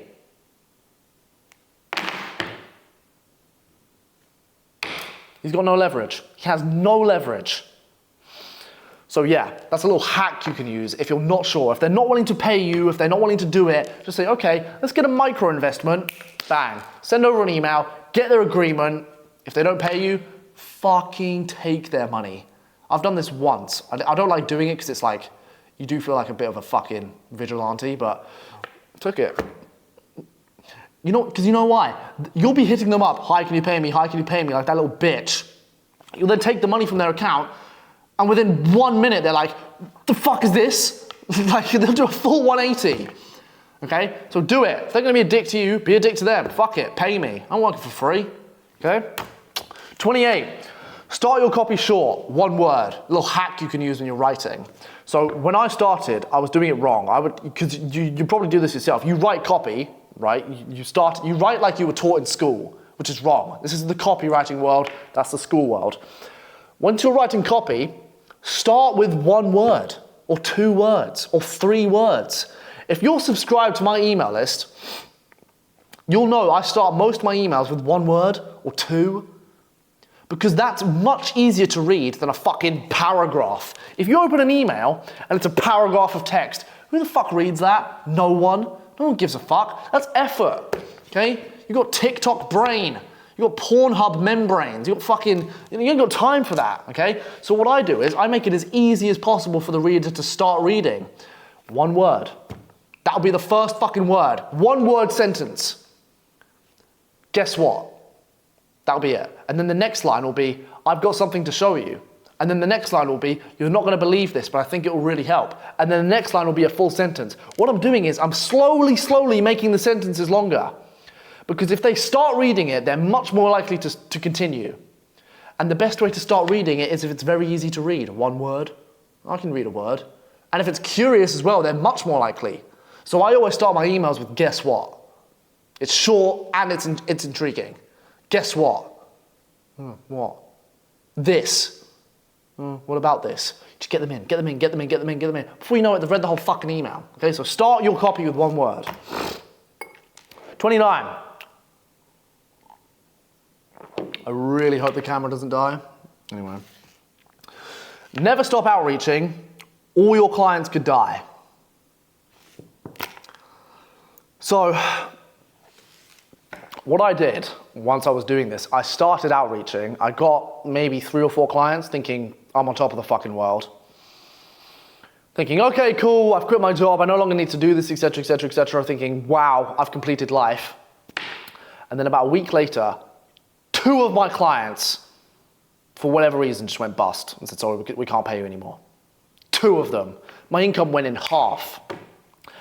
And then later that day, my 3rd client said, we're gonna have to do a review, we're not sure if we can keep working. And I was like, what? I've gone from 4 clients thinking I'm the dog's bollocks on top of the world to 2 of my clients leaving me and my 3rd one threatening to leave. Now, to ensure this doesn't happen to you, you need to keep outreaching. You can't stop. You can't stop trying to get more clients, even if it's through referrals. I don't give a fuck how you do it. You need to keep looking for more clients because you never know when your clients are gonna bounce. You never know. They could all die. They could all die. For whatever reason, they could all be in the same car and a fucking idiot could ram them off the road and bang, you're fucked, right? So keep looking out for clients. And I didn't do that. I thought, I've got all my clients, I no longer need to do any outreach, I'm on top of the world. No, fuck that. I don't care if you have 4 clients, 5, 10, 15, you give a fuck. Keep looking for more, because if they go, you're fucked. But if you keep bringing in new ones, keep them interested, keep them in the pipeline, if one goes, bang, get another one in, okay, so you never run out of income. 30, which leads into this one. Clients are gonna leave. They're gonna leave. I know you think they never will. I certainly didn't. Look at me, I'm gonna fucking Tom Stoic, one of the best emails in the world. I never thought they'd fucking leave. And they did, okay? They saw my YouTube, saw I made the occasional gay joke, gone, okay? They're gonna leave. And there's not much you can do about that besides be good at what you do. Besides that, there's not much you can do, but you can prepare for it. Okay, like I said, with the point before, you can prepare for it. Okay, so you don't have to be like, oh Tom, I had all these clients and then out of nowhere they all left me and I've gone from 8 grand a month to 0 grand a month and now I have to fucking haul my body out and use my mouth as a fucking money machine on the fucking corner and suck dick for a living because I didn't do any outreach when I had all my clients because I thought I wasn't gonna lose any of my fucking clients. Okay, you need to think they're gonna leave. And if that happens, cool, no worries, just do more fucking outreach. It's better to be prepared that they're gonna leave than not think they're gonna leave and they end up leaving. If they leave either way, but you're prepared, that's better off, okay? I'm prepared for all my clients to leave because I can get new ones. I know the procedure to get a new one if one of them leaves. Now, do they leave? No, because I'm me, I'm fucking amazing. But if they do leave, I can deal with it. Don't be caught. Because they're gonna leave, especially if you're shit, and especially if they're broke clients. If they're broke and you're shit, bro, it is a matter of when, not if, okay? So keep that in mind. Which leads into the next point. Squeeze the juice out of used fruits. So I did this a few months ago. A client was about to leave me, and I knew they were about to leave because, you know, it's just stale. Like the communication's shit. Like I wasn't writing bad copy, but they weren't getting the sales they liked, to be fair. They ran a shit business. So it's not really my fault, but they ran a shit business. They weren't making any money. Things were getting stale. I knew it. I predicted it. The client's gonna leave. He's gonna leave. Fucker's gonna leave, okay? He was gonna leave. I knew he was gonna leave, and I knew I wasn't gonna win, okay? I knew I wasn't gonna keep him. So you know what I did? I thought, okay, I'm fucked. I'm gonna lose him. But what can I get out of him before he leaves? The fruit's gonna go rotten. Can I squeeze any juice out of it before it does? And so what I did was I asked him for a referral. I thought, fuck it, Hail Mary. I got a little bit of good results for him. Bang, use that as an opportunity. Yo, fucking, got any friends? I was fucked anyway. What's he gonna do? Oh no, you're a dickhead. Fuck you, I'm never gonna talk to you again. Bruv, he's gonna leave anyway. Client's gone anyway. May as well just fucking try and milk something out of it. So I tried to squeeze. And if you know a client's gonna leave, just squeeze some juice out of them. Maybe not a referral, maybe a testimony, whatever it is, okay? Get something out of them before they go. I did this and it worked, okay? He said, I can't give you a referral, but I can keep you in mind and I can give you a testimony. And I said, okay, I kept milking it. I was like, can you give me a face testimony? Can you speak to the camera? I don't want an email. Emails can be fucking frauded. I want you saying on camera, I worked with Tom and he was amazing. Okay? If I hadn't done that, he would have left and I wouldn't have had it. That's helped me. I put that in my fucking portfolio. If someone comes to me and they say, do you have any clients? Yeah, I sent that video. Okay? Squeeze the juice out of used fruits. 32. It's hard to skewer. I'm writing these. I'm the funniest kind of live. It's hard to score during that time of the month. So you're gonna have clients that need your services, but for whatever reason, just don't go ahead with it, okay? And the reason I've said it like this is because, again, girls is just the best fucking example. There will be girls that are head over heels in love with you and wanna suck you until you're drier than the Sahara Desert, but because they're on their period, just won't go home with you, or just like won't progress with you for whatever reason, okay? They're on their period, okay? There's nothing you can do about it. It's that time of the month. Unlucky, you could have the most flawless game on the planet. Believe me, I fucking know. Some things you just don't close. And the reason I know that is because you try something else, you try the same thing a few weeks later, bang, works flawlessly, So sometimes it's just that time of the month. Sometimes, even if they need it, even if they definitely could benefit from your writing, and you're like, why the fuck aren't you just saying yes? We're gonna make so much money. It's that time of the month. Maybe they're just not interested. Maybe they're idiots. Maybe they just don't know why they need it. Okay? Whatever they could have just had a shit client. They had a shit copywriter, someone that doesn't learn from me. Bang. Okay, I've had a shit writer. And then you come in, straight away, they're like, fuck yeah, I don't want another writer. So it is, okay? Sometimes it's that time of the month. Can't win. Try again in a month, okay? In fact, I had a client, again, another fucking porn addict. I don't know why I get all these. Another fucking porn addict client. She was a woman. She was a chick, and she was addicted to porn. She was like a chick, and she made YouTube videos being addicted to porn. Anyway, super weird.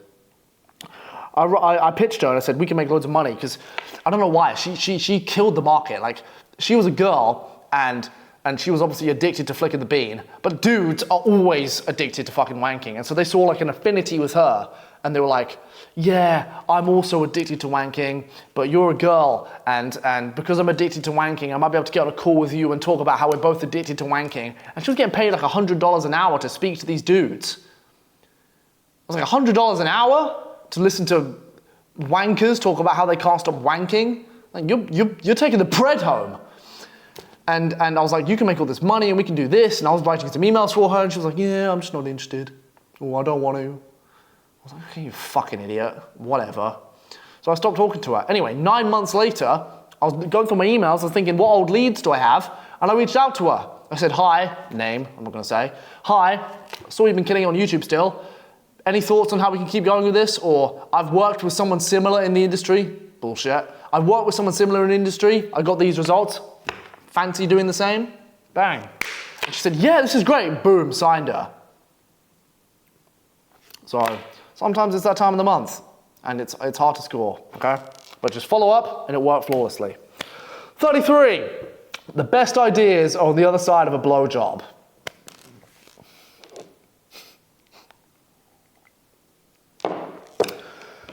So, when you're writing, you need to be in a state of mind which allows ideas to come free-flowingly.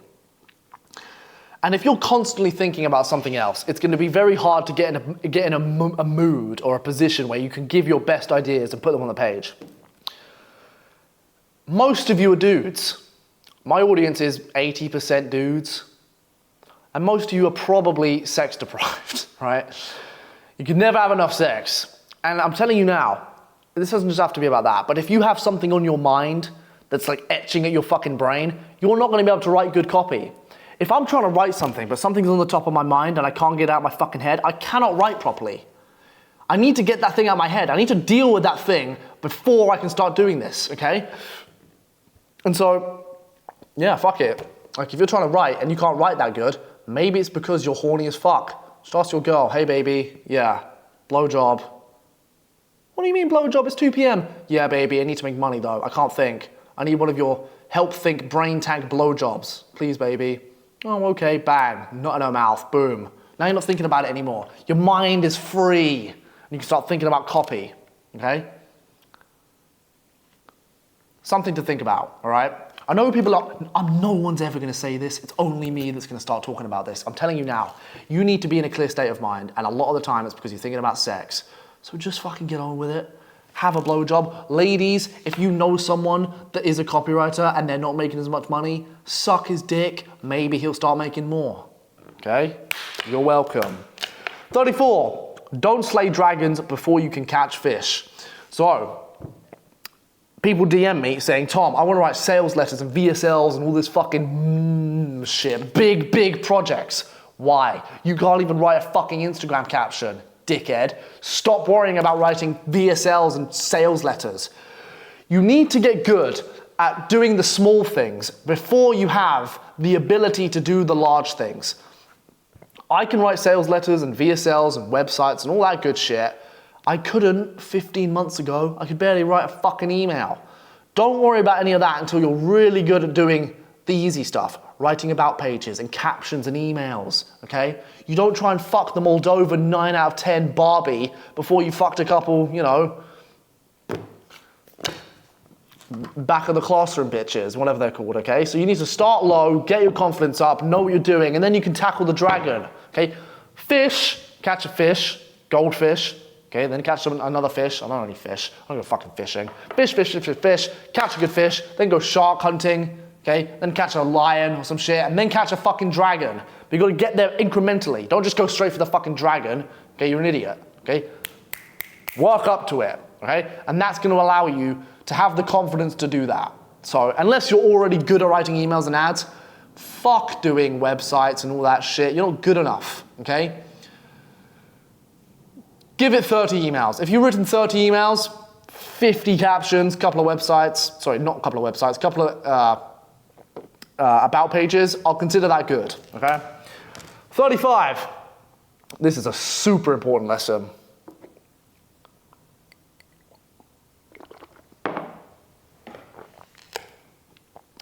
No one ever won by following the rules.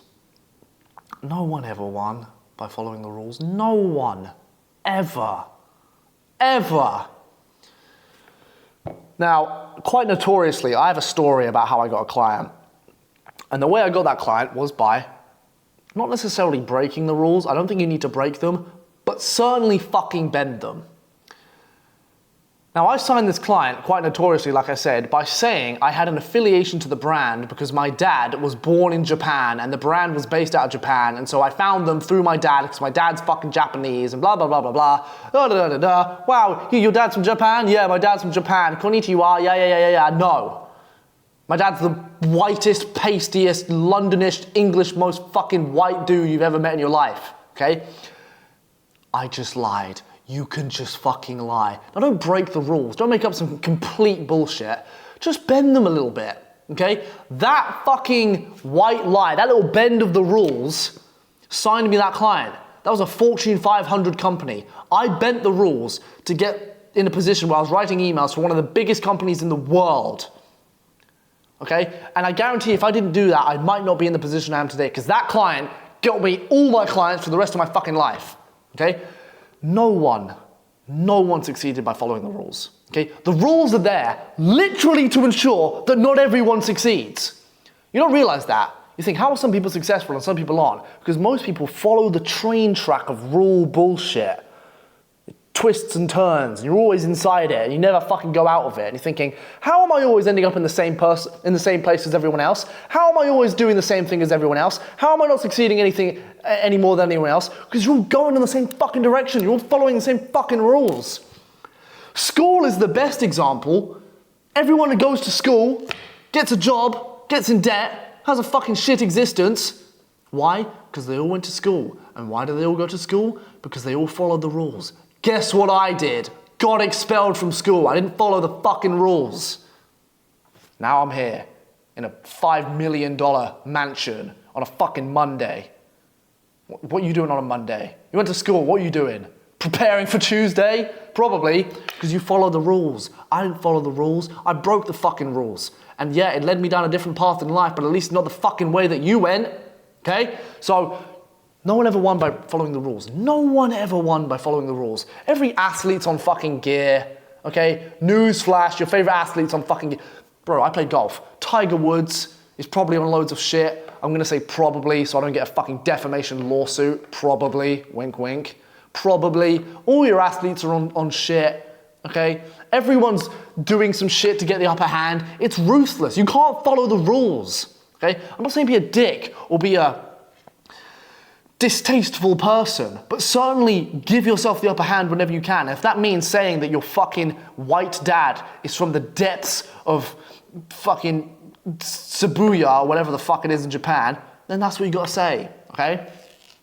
Again, no one's gonna die. You can just fucking give yourself the upper hand, all right? 36, you can win with just volume. We're an hour and a half in. Okay. You can win with just volume.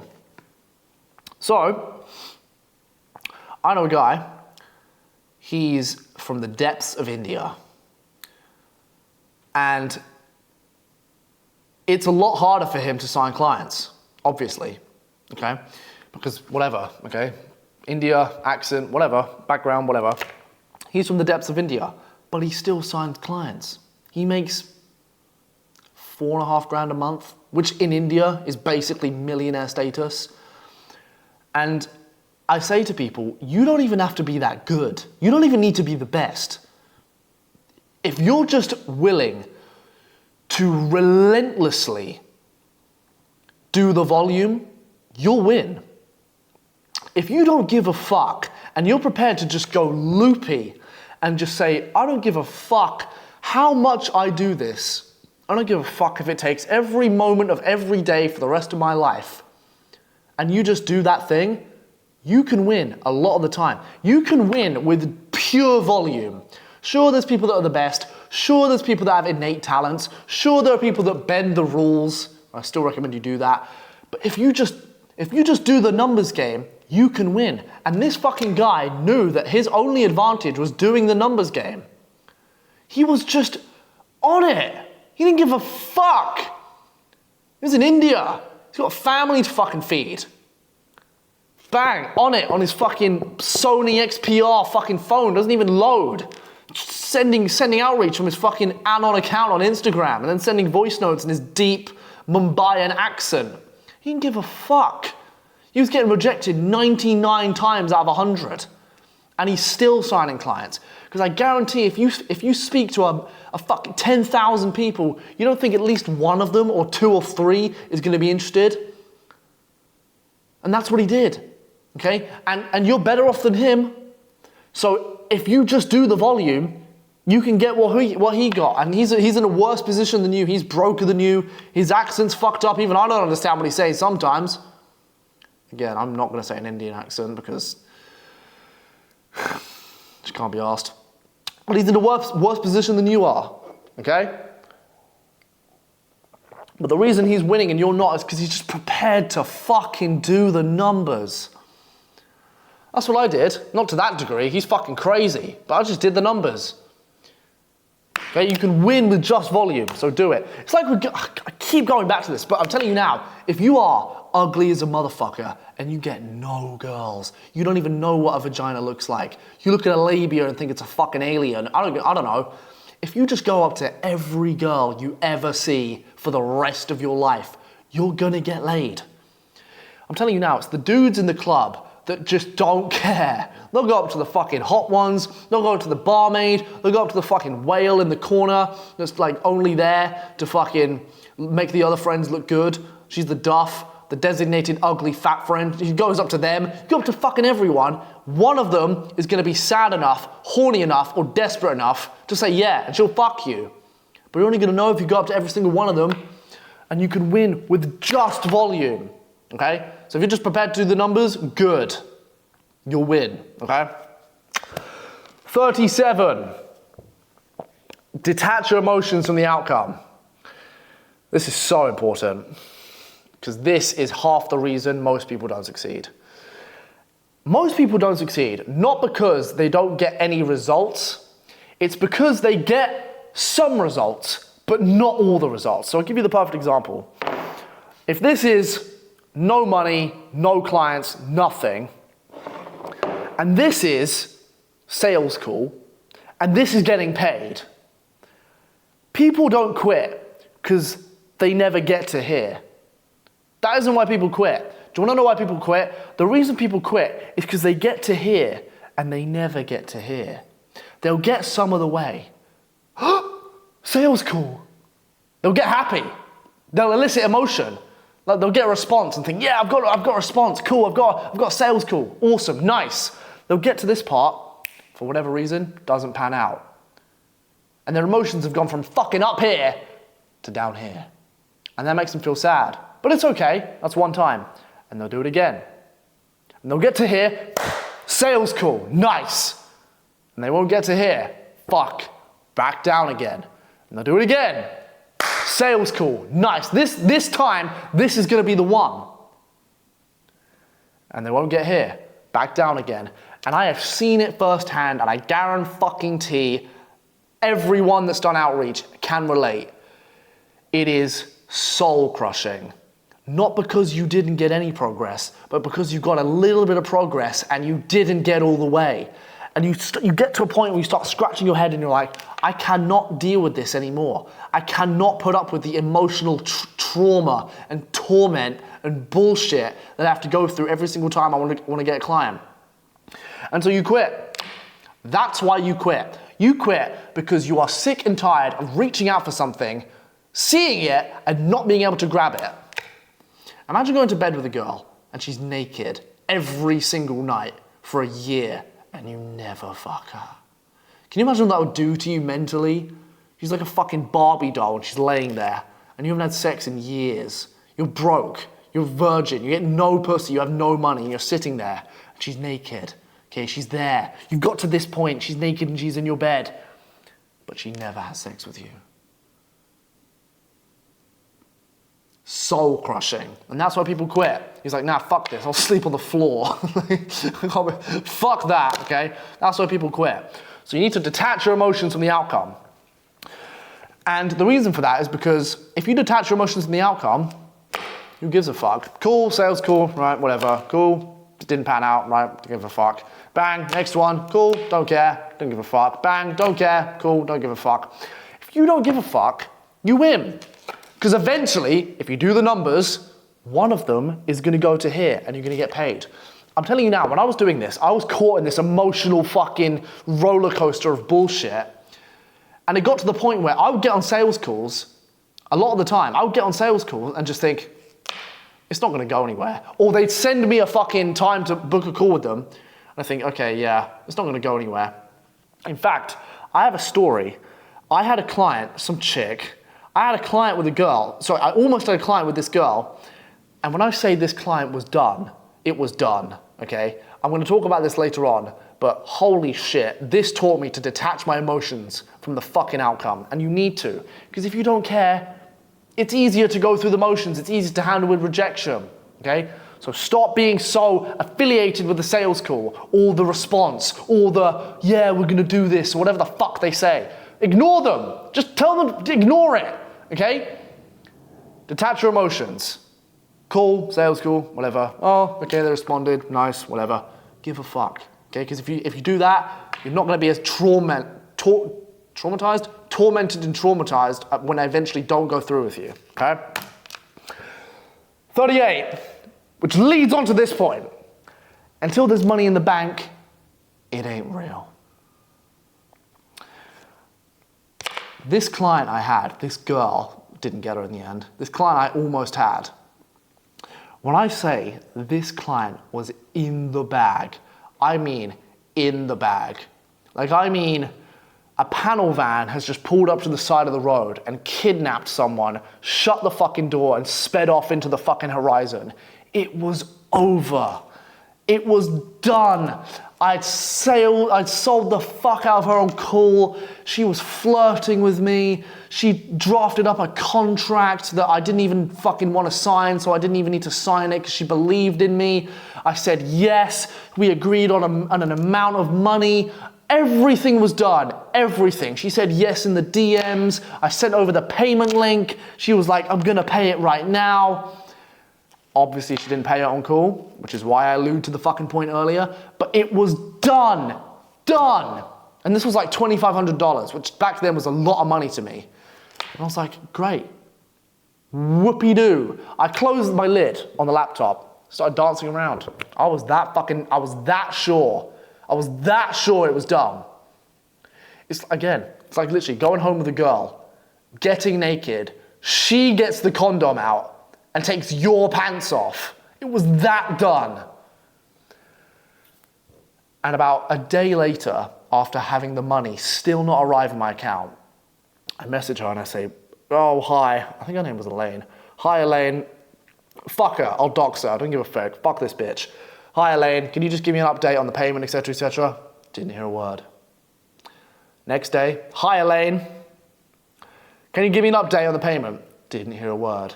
After like 4 days, I just knew. The money, it was gone. The client was done. She was never gonna respond to me. Whatever happened, maybe her fucking dad died, who the fuck knows, it was done. I didn't get over that for about 3 days. Fucking hell. Right, camera died. I haven't fucking moved anything to show you, I'm not fucking around, okay? I haven't just recorded this the next day. Camera fucking died, okay? It's as close to one take as I can get. Camera's still on 20%. If I don't get it done in this, fuck it, I'll just finish it tomorrow. Right, what was I talking about? Oh yeah, Elaine, that bitch. So yeah, basically, unless there's money in the bank, it ain't real, okay? Right. 39. Cold coffee, bruv. If you leave coffee too long, all the fucking jizz part like floats to the top. It's kind of disgusting. Right, 39.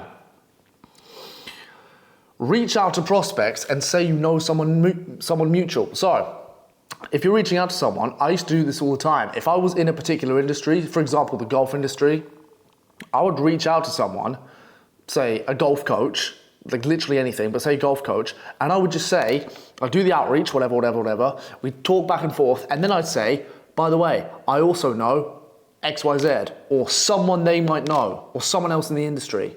Did I know them? No. Okay, but a lot of the time, they would never fucking check. Okay, and you know what? I didn't lie all the time. Okay, it's not even lying. I did know them. Okay, technically, I did know them. But what I would do is, I'd mention something they might know. So for example, if I'm reaching out to a golf coach and I'd be like, oh, okay, yeah, I know this person. I would like bring up a screenshot of like me reacting to one of their stories and them liking it. Like, so technically now we know each other. You know, like, okay, I reacted to a story, now he knows me, I can use him as leverage to get more clients. Like, you can do that. And if people see that you know other people that they know, they're more likely to trust you.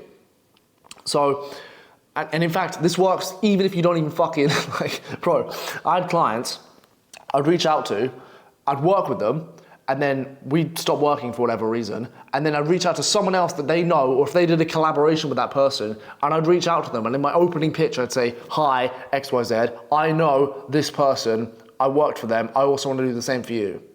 Even if we fell out on fucking shit terms, okay? So reach out to people and say you know other people they might know, okay? And again, you can do it. I'm not gonna check often, okay? So you just do it, okay? Like I said, bend the rules. 40, focus on your main bitch and then worry about your side chicks. That's a pretty standard, fucking straightforward point, but let me just extrapolate it. Got your main bitch. All right. Real ones know. Got your main bitch. You need to satisfy her and treat her the best. It's the way it works, okay? You can't be fucking treating other people as good as her, okay? She's number one for a reason. And the same applies to your copywriting clients. There is a hierarchy of importance when you're a writer, especially if you're a copywriter. The clients, if there was a triangle, a hierarchy, the clients are at the top. They're number one. Fucking, they get the first load, okay? Once they've been fed, then you worry about the ones below them. And then once they've been fed, you worry about the ones below them, okay? So for example, if I have a client, I have one client, I will do all my work for them and fulfill all my duties towards them before I even consider doing more outreach. And people fuck this up. They'll get a client, good job. You get a client, and then you fucking lose them because you stop treating them like the main bitch. They're the main bitch. Stop worrying about getting new side chicks until you fucking satisfied your main girl. You're at the top, you've got her, and they'd have them, but then they'd keep doing outreach and neglect the fucking client they have, and then the client would leave them, and they wouldn't get any clients anyway. So don't neglect the main bitch for new side chicks, okay? You've got your client, that's the most important. Once they've got everything in line and everything's good with them, then do outreach, okay? Also, if a client's in the pipeline, they're also more important. So if you have a client that you're negotiating with, they take precedence over new clients. So a client that you have is most important, clients you're negotiating with is second importance, and clients that you haven't even spoken to, you're outreaching to, last importance, okay? Hierarchy. See the first one, then go to the second, then go to the third. 41. This is a writing tip, something I used all the time, I still use to this day. It's extremely powerful, so please write this down. In fact, fucking implement it today, okay, because it's good. Once you're writing and you're trying to sell someone something, say what you're gonna tell them, and then tell them what you've just told them. So for example, fitness programs. I always go to fitness programs because they're super fucking easy. I am gonna teach you how to lose loads of weight. You are gonna lose loads of weight by doing burpees. By doing burpees, you've now lost loads of weight. See what I did there? I've told them what I'm gonna tell them. I'm gonna teach you how to lose loads of weight. I've told you what I'm gonna tell you. You're gonna do loads of burpees. I've told you. And then I've said, you're gonna lose loads of weight because of burpees. And then I've just told you what I've just told you, okay? So you can do this all the time. And the reason it's so powerful is because it's just compounding something you already told them. It's like, it's this, and they go, okay. But it's this, and they go, okay. It's this. And like, okay, I get it. Wow, okay, this is super important, this is super amazing. Tell them what you're gonna tell them, and then tell them what you just fucking told them. Super powerful. Because people are dumb, people are stupid. They'll read stuff and they won't even conceptualize it. They'll just like drool over the page while they go over it. They don't care. So you gotta fucking say it to them again, and then tell them what you just fucking told them. Then they get it, okay? So whatever you're selling, if you're selling the benefits of something, tell them the benefit, tell them what the benefit's gonna be, tell them what it is, and then tell them what you just told them, okay?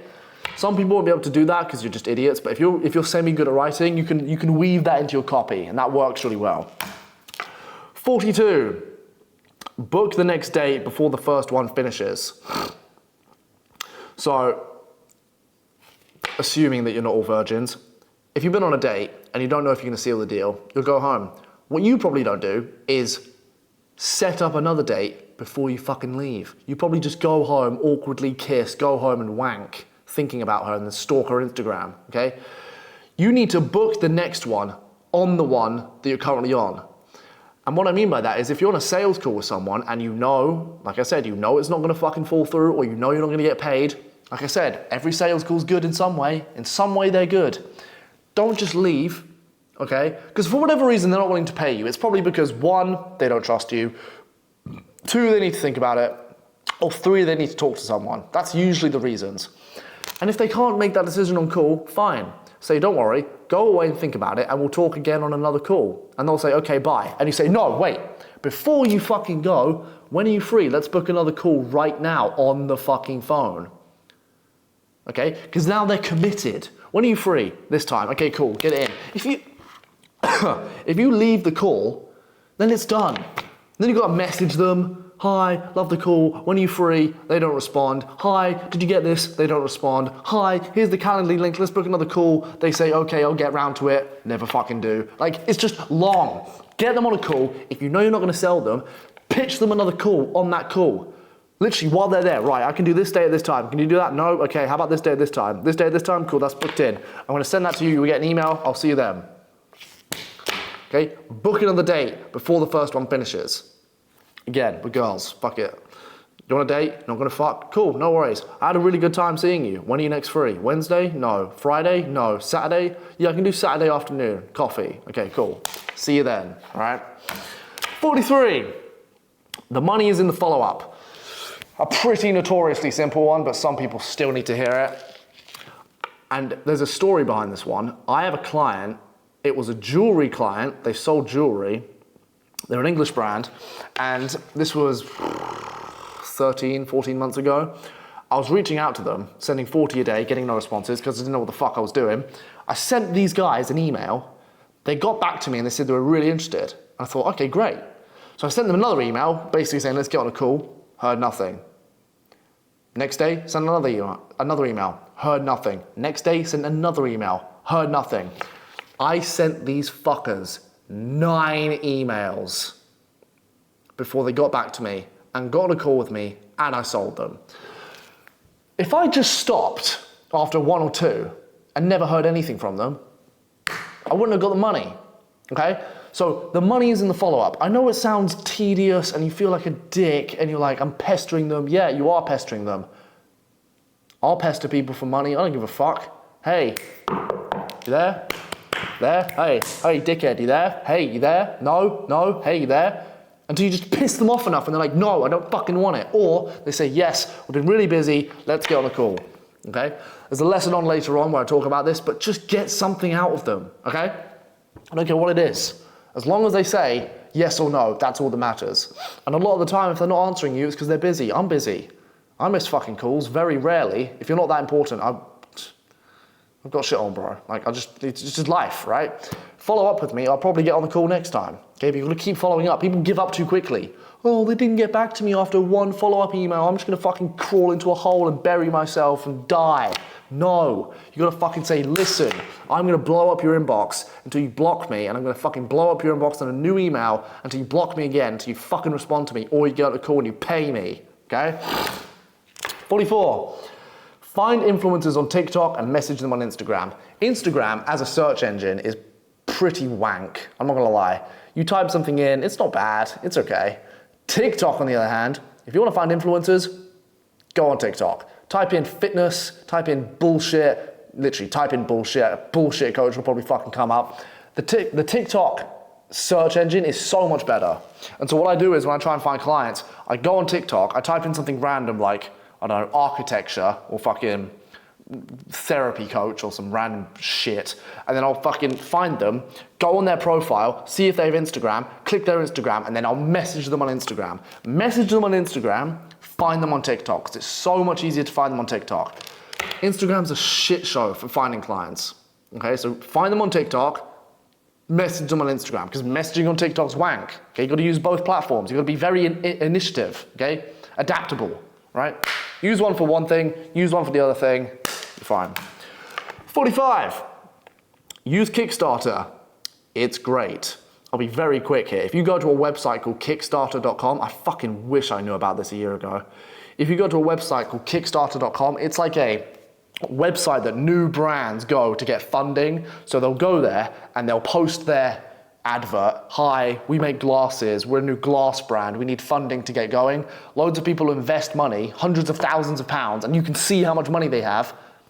And that's good for two reasons. One, it shows that they have money, meaning they can fucking pay you. And secondly, it shows that they're brand new. Brand new businesses aren't worrying about their emails. They're worrying about getting the fucking product made in the first place. So you can swoop in like a ninja and say, hey, I saw you've just started. Have you figured out anything to do with your emails yet? I'm an email copywriter, I can help you. And they'd be like, okay, we haven't thought about that yet. You're the first one to ask. Fuck it, why not? I cannot tell you how many times I've done that. I found a new brand or a new business, pitched them or wrote them a welcome email on the first fucking day I fucking saw them. I've sent it to them, said, you can use this when you launch your brand. We start working together and I know they have money so they can pay me, and you sign a client. So yeah, use Kickstarter. 46, relate everything to money with clients. Everything. Absolutely everything needs to relate to money. I don't know why I need to say this, but I'm gonna say it, because some of you are fucking idiots. Everything needs to relate to money. You think they give a fuck about email open rates? Oh, hi, I'm a copywriter, and I can increase your email open rates. Oh yeah, basically I'll take you from a fucking 24.1% open rate to a 28.6 open rate. Oh my God, I get no pussy. They don't care, okay? That's gay. Don't say that. Everything needs to relate to money. If you're on a call with them and they say, how can you help me? And you go, well, I can increase your email open rates. They're gonna be like, I don't give a fuck. You need to say, I am going to increase the conversions on your emails, which will make you more money. Lead everything back to money. I can write captions which will get you pushed further in the algorithm, which will get you more business, which will make you more money. I can write emails which will open more, which will get you more conversions, which will make you more money. I'll write better website copy, which will get people to build more rapport with your company, which means it will get more money. Money, money, money, money, money. All these people care about. You need to think about this. They're paying you as an investment to make more money out of you. You're basically a whore, okay? Like you're basically just, you're being whored out, okay? They're paying $2,000 for you so that you make them $4,000. They don't give a fuck about, paying $2,000 for email open rates. They don't give a fuck. They want money, okay? So you need to relate everything to money. Money, money, money, money, money. Is that clear? Is that making sense? I fucking hope so. Okay, good.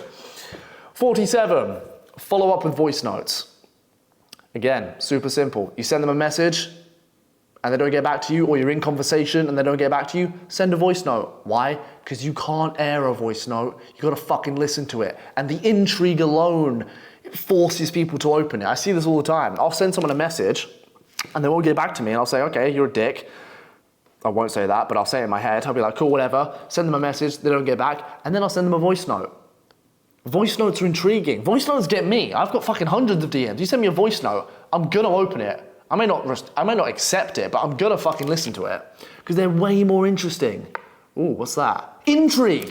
Fucking, I wanna know, right? So send voice notes. Now, this is nuanced. If you have a thick Congolese accent and you can't even string a fucking sentence together, obviously don't send voice notes. Just send messages and figure it out. Just do more volume, okay? But if you speak well and you don't sound like you're from the fucking depths of the Sahara, just use it. Send voice notes. And even if you are, again, like I said, use your disadvantages to your fucking benefit. Hi, I know I sound like I'm from fucking scam nowhere, but listen up. I know I'm from India, but I'm gonna be the best fucking Indian worker you've ever had in your entire fucking life. Bang, okay? That's what I do. If I wasn't me and I was Indian, that's what I do, okay? So just do that. 48, learn storytelling. It's the best way to sell anything. No bullshit. You wanna sell something? Tell a story, okay? If I wanted to sell something, I would tell a story. I tell loads of stories in my fucking videos. Story. Why? They're so fucking encapsulating. Why? I don't even know. But if you can somehow tie a story in, and get the reader to relate to it, they are much more likely to listen to you. Stories are interesting. Stories like films. We like films. Films don't feel like work. You just absorb the film and take the lessons by proxy. You know what I mean? So if you're just reading a story, you're learning the lessons and feeling the emotion, and then boom, before you know it, you're being sold something. And also, stories get you in a very emotional state. You wanna make people emotional. Emotional people buy. They buy with emotion and justify with logic. So you want to get them emotional, and emotion is triggered a lot of the time by stories. Funny, sad, interesting, depressing, who gives a fuck? Develop an emotion in them, and you're gonna do that through a fucking story, okay? Now, the way to write stories, there is a template. I have it, I'm gonna try and remember off the top of my head. I think it's protagonist does something, protagonist sees some momentum, protagonist has a good life, protagonist fails, protagonist learns something, and then protagonist teaches a lesson based on what he's learned. So for example, I become a copywriter, I start to learn, I start to get good, I start to sign clients, but then I lose all my clients because I didn't fucking subscribe to Tom Stoic. I lose all my clients, and then I start again, because I'm subscribed to Tom Stoic, and then boom, before you fucking know it, I'm now making more money than ever. And the lesson was to subscribe to Tom Stoic. Does that make sense? Like you need to have, that's like a template, basically, okay? And you use that and you intertwine it to whatever you're selling, and you'll be good. 49, only worry on writing emails, ads, and captions to begin with, okay? Like I said, don't fish for dragons before you can capture fucking goldfish, okay? You're not good enough. You need to be able to write the basics so that you can write the advanced stuff. Okay, simple. I've already been over this, so I'm not gonna go over it too much, but yeah, start with emails and captions and ads. They're fucking easy. And if you really, really want to, I don't, and so I absolutely have to. If you really want to, go and write some fucking websites, okay? If websites make your dick hard, write loads of fucking websites. I don't care, okay? 50. We're an hour and 57 minutes in, not bad. Threaten to end the relationship before it starts. So, you're gonna see this happen a lot, especially if you're trying to get clients.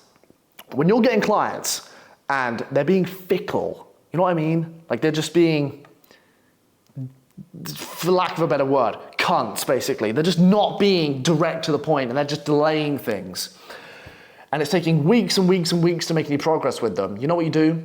Instead of keep begging them, you threaten to leave them. You pull away. So if I have I have a potential prospect and I'm trying to get them, hey, let's book a call, hey, let's do this, hey, did you get back to me, hey, did you see this, and they're just being annoying, you know what I'll say instead of still licking their arsehole like a fucking twat? You know what I'll do? I'll say, listen, Name, I know you're busy, I'm sure you are, however, for the betterment of my own interest and to ensure that we don't waste one another's time, I'm gonna need a response from you within the next day. If you don't respond to me, we're just gonna have to part ways and I wish you nothing but the best. Something like that. Basically saying, you've been fucking around too much, I'm fucking sick and tired of this, I'm leaving unless you give me a fucking yes or no answer and we do something today. And they're gonna read that, because they read all your messages. I know you don't think they do. They fucking see them. I see all my DMs, all of them. Even the fucking weird ones. I see them all, okay? I just don't respond to them. So they definitely see it. You're not getting more DMs than me. They definitely see it. And they're reading it. Oh yeah, he's trying to get in touch with me. Oh, he's trying to get in touch with me, blah, blah, blah, blah, blah, blah, blah. Oh fuck, he's about to leave. It's like shock. It's like, what? Huh? He's leaving? And a lot of the time they'll say, oh, sorry, I've been really busy getting fingered by my wife. Sorry, yeah, let's get on a call. Bang, fucking pressure them. Pull away, okay? Pull away and they come after you. And if they don't, like I said, they've probably been a dickhead anyway, so you saved yourself a load of time, okay? So if they're not doing what you want and they're not being proactive and they're being annoying, threaten to pull away. 2-hour mark, let's go. 51, pitch high prices and work down to a deal. I get this all the time. Someone will come up to me and say, Tom, I'm making this much, but I want to make more, and I don't know how. How about you try asking for more money, you fucking idiot? Does that cross your mind? Maybe just ask for more. I'm making 1,000, I want to make 2. Okay, good, ask for 2. That's never gonna hurt. I don't know why people are so scared to ask for more. I'll happily ask for more. I asked for like 6-7 grand, and they're like, sorry, our budget's 1,000. I'm like, okay, right? But it doesn't hurt to ask. You can always ask, okay? So pitch high prices and then work your way down. There's nothing worse than pitching a fucking price and then being, oh, I thought it'd be more than that. Bro, it's like fucking suicide fuel. Like you're like, oh, I could have got them for more, but I was a pussy and I didn't ask for more. Okay, you don't want to do that. Pitch a high price, they say no, sometimes they say yes. They usually say no. If they say no, fine. You say, you know what is a comfortable price? And they give you a price which you're not comfortable with, and you say, how about this? We meet in the middle and we do this. Boom, okay? I guarantee it would have been more than you would have fucking got if you just said, oh yeah, can I get $1,000? Pitch fucking 5, fuck it. And you know what's funny? A lot of the time, they'll be like, who is this guy? Fucking $5,000 for emails. Fucking highest pitch, because you gotta understand, these people are getting pitched all the time. It's like, oh yeah, $1,000, $1,500, $1,000, $1,500, $1,800, $5 grand. You'd be like, who the fuck are you? So yeah, pitch high, and they might just be like intrigued and think, he's picked that number for a reason, fuck it. All right, let's go. Okay, so pitch high and work down. 52, never outshine the master. Rule of power in the 49 rules of, whatever it's called, 49 fucking manipulation, I get no girls, book of fucking, I want to fucking manipulate people, book, whatever. Manipulating, book, whatever. Never outshine the master. So you're going to be working for clients and they have egos, okay? They have egos. They're businessmen, they're influencers, they're chicks with hundreds of thousands of followers, simps messaging them all day. They think they literally don't fucking shit fucking feces and piss, okay? They think they're better than all of us. And so if you come along and you just start fucking outshining them in everything they do, they're not gonna like you and they're gonna fire you. So what you need to do is, obviously you know more than them, obviously, but you need to not show them. So for example, I have clients where I'll know that they have big egos and I'll know that, you know, things are a little bit shaky. And even though I know exactly what I'm fucking doing, you know what I'll do sometimes just for fun, just to make sure that, you know, we're at a level basis and I don't outshine the master. I'll be like, hey man, before I send this out, can you just give it a read? Just give it a read. Just so that you know, just in case I'm missing anything.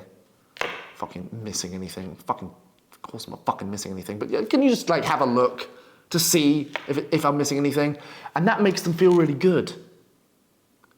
They're like, this guy's the fucking professional. He wants my help? Of course he does. I'm the fucking boss. Yeah, fuck it. All right, come on then. Right, yeah. And you know what he'll do every time? They'll be like, what the fuck was that? Did the camera just move? Don't know. You know what he'll do every time? He'll be like, oh yeah, you could fix this, this, and this. For no reason. Like, yeah, I obviously knew that, but like, he's just trying to assert dominance. Like, he doesn't want to feel like you're better than him. So you need to just not outshine him. You feel like an idiot, show him that he's better than you, even though he's not, just to fulfill his ego. Because if he starts to feel like you're better than him, he's gonna resent you and he's gonna fucking fire you. Why? Because humans have egos. That's the way it is. Okay? I'm telling you now. So never outshine the master. Give them your work. Say, can you see if it can be any better? They'll give you some bullshit response, and then you just say, oh, I never thought of that. Okay, yeah. Do nothing, okay? It just makes them happy. 53, always do something. It's better than nothing. If things aren't going well, you need to start doing things. You cannot just sit there and wait for it to fucking fix itself. If I have a client and things aren't going well, I'm constantly blowing up their phone. Okay, I know the reason things aren't going well. You have a shit business and your product is wank and you're not promoting it. That's why it's not working. But I'll still try and take responsibility. Yeah, don't worry, I'll fix this. Yeah, don't worry, I'm trying that. Yeah, don't worry, we're gonna do this, we're gonna do that. I'm looking at this, we're gonna fix that, I'm gonna do this, I'm gonna review that. Once we review that, we'll have a call, we'll do that. Always do something. Show them you're doing something. Because if you show them you're doing something, they're gonna be more interested. And they're gonna be like, okay, things are going quite bad, but at least he's trying. If you're just sitting there, you know what, this reminds me. I worked in a pro shop when I was 21. I worked in a golf pro shop as one of the helpers, and I was making about £7 an hour, maybe £6 an hour. And my boss was the head of the pro shop. He was a professional, and he ran the pro shop. It was his business. And for people that don't know, if you work in a pro shop, it's basically you sit there on a fucking chair and just give grandmas chocolate bars and just like fucking drink Lucozade out the fridge. And watch YouTube. Like, it is not a hard job, okay? So what I would do is I would sit there all day because the fuck, I'm getting paid. I don't give a fuck. I can work all day and not do any work at all. I'm on the dole. I'm getting paid by the hour no matter what. So technically, I just worked as little as possible. But what would happen is he would come in and see me sitting there and be like, what are you doing? And I'd be like, what do you mean? He'd be like, why are you not working? And I'd be like, I am working. And he'd be like, no, you're not. You're just sitting there. And I'd be like, but there's no customers. He's like, I don't care if there's no customers. There are things to be done which could make the customers want to buy from us. And I'm like, what? Everything's here. The fucking prices are on the fucking chocolate bars. What else do you want me to do? And he's like, clean the walls, hoover the ground, reorganize the chocolate bars so they're fucking synchronized and they'll look nice. And at the time I was like, this is bullshit. This is not gonna fucking do anything. I've already hoovered the floor twice today and the walls are already beautiful. What the fuck do you want me to do? But the point is that it's better to do something than nothing, because your boss is paying you and he's gonna want to see you do things all the time. Now, was replacing the chocolate bars or hoovering the floor actually gonna make a difference? Of course it fucking wasn't. But it made him happy. So from that point on, I would set like a mirror. There was like a mirror that you could kind of just see around the corner. And I was looking in that mirror every 20 seconds, obviously still doing nothing. But when he came, I was up, fucking polishing shit, moving stuff, right? So if you do stuff, it's better than nothing, okay? Always do something. It'll make your boss or whoever you're working for way happier. 54, lean into the reader's pain. It's the best way to get them to buy anything. People are very interesting. You can either get them to buy something because they want it, or you can get them to buy something because they don't want something else. So for example, I wanted to be successful because I couldn't bear having a shit life. Some people want to be successful because they really want a Ferrari. Like, which one are you? Like, you're watching this, I assume you're one of the two. Do you want to be rich so you can drive a Ferrari, or do you want to be rich so you don't have a fucking shit life? Which one is it, okay? I was the latter. And a lot of the time, if you lead into the reader's pain, they're gonna take a deep affiliation to it and they're gonna take action. So whenever I open an email, I will immediately lean into the pain. So for example, watches, I'm trying to sell a watch. I'll lean into the fact that they probably have no idea how to wear a watch, or they have no watch, or they're the only one in their friend group that doesn't have a watch, or they feel like an idiot because they don't have a watch, or they don't look cultured because they don't have a watch, or, I don't know, fucking they're too broke to buy an expensive watch that looks nice. So you can have this watch which isn't expensive but does look nice. Like, you're a fucking loser. Lean into their pain.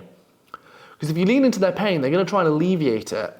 And the alleviation is gonna come through the fucking link at the bottom.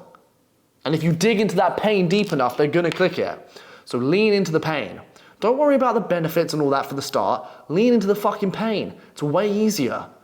I don't worry about the benefits of the watch. I say, you're a fucking loser. All your friends have watches. You don't. What are you, fucking dumb? Okay? Lean into the pain. 55. Don't say what's wrong, and say what's right and how it could be better. Okay, yeah. Right. So, once you're pitching clients, you can review what they're already doing to show your expertise. So what I used to do is I used to review clients' about pages. So they'd have an about page and it was shit, and I'd rewrite it for them. Now, the wrong thing to do is to go up to the client and say, hi, I checked out your about page, it's fucking awful. They don't like that. Like I said, we have egos, okay? They don't like that. All right, 55. Camera keeps dying, so I want to fucking buzz through this so it stops dying and I don't have to fucking keep doing this again. 55, don't say what's wrong, say what's right and could be better. So, if you've got a client and you can clearly see something's wrong with their work or something's wrong with their business or something's wrong with their copy, don't say, oh yeah, this is shit, you should fucking do something about it. Say, this is good, but it could be better, and I would do this to improve it, okay? Don't go out and say it's fucking wank. They don't like that. They have egos, and if you say that, they're gonna be really annoyed. Instead, just say, yeah, it's really good. Yeah, no, it's really good. It could just, I'd probably do this. You know, like I'd probably just add this, okay? It's a lot smoother, and it's gonna, it's gonna make sure you don't get fucking fired, okay? Because they have fucking egos, all right? Next, 56, description sparks emotion. I've spoken about this in my free masterclass, but I'm gonna go over it very, very briefly. You do not know how to spark emotion. 99% of you don't.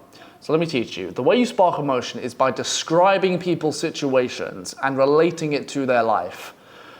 So again, if I was trying to get someone to lose weight by buying my pill, I wouldn't say, listen, Stephen, you're a fat fuck. You need to lose weight. Stephen knows he's a fat fuck, he doesn't care. You need to describe Stephen's situation. He wakes up and he gets no bitches, he fucking can't see his dick because he has so many rolls, he can barely fit through the fucking door, he runs out of breath just because whenever he takes a piss. Describe his situation, and the more in depth you describe the situation, the more that they're gonna have an affiliation with your words, and thus they're more likely to buy whatever you're selling, okay? They'll feel like, oh shit, this piece of paper really understands me. Okay, does that make sense? So describe their situation. If they're a drug addict, describe what a drug addict's life is. If they're a fucking fat piece of shit like Steven, describe what being a fat piece of shit is like in depth. Because if you can go in depth, you'll be able to hit their emotions and they'll be like, holy shit, this piece of paper understands me, this writer understands me, I'm gonna buy their shit, okay? Because they'll feel heard. 57, know when to sprint. Some tasks need to be taken slowly. So on the whole, you should be working quickly. If someone gives you some work, a client gives you some work, ideally you want to be doing it quicker than you are asked to do it. And the reason for that is because it shows efficiency and it shows that you care. However, in some circumstances, you want to be slower. And the reason for that is because if you do something too quickly, they're just gonna think it's shit. If they give me a VSL or a website or something that's a big project and I turn it around in a day, they're just gonna think it's wank. It doesn't matter if I stayed up all night trying to do it. They're gonna look at it and think, okay, Tom, yeah, brilliant, okay, good. Why did it take so quick? Why hasn't it taken longer? And I don't care how good you are, I don't care how efficient you are, I don't care if you didn't sleep that night. At the back of their mind, they're gonna think, you didn't give a fuck about this, you didn't care. And they're gonna be looking for mistakes more than they usually do. So, if it's a big project, simple, just take a bit longer, okay? And if they, for whatever reason, they go, oh, why is it taking so long? Just say, listen, I want to make sure this is really good. I'll give it to you when it's really good, and then we can revise it, and I'll go over it again. Some projects need to be taken slower, okay? It's just the way it is. 58, the ideas don't come to you, you go to them. So if ever you have writer's block, which I'm sure some of you do, because I've had it, you can't just sit at the keyboard. You can't just sit here and just like, expect things to come to you. It's not how it works. What you need to do is begin writing and ideas will come to you. So what I'll do is if I have a blank screen, I need to write some copy and I can't fucking think of anything, like for whatever reason, I'm just like, I'm just looking at the screen, like nothing's coming to me. I'll start writing random bullshit. Like things that have nothing to do with it, even if it's barely relevant. I'll just start writing. Write this, okay, write that. And if you start to spin the cogs, eventually things will start coming to you. You can't just wait for ideas to come. You need to fucking force ideas into your brain. So next time you have writer's block, just start writing. Just begin. They might be the shittest ideas in the world. If you just begin, eventually ideas will start coming and you'll have loads of good ideas and you'll be fine.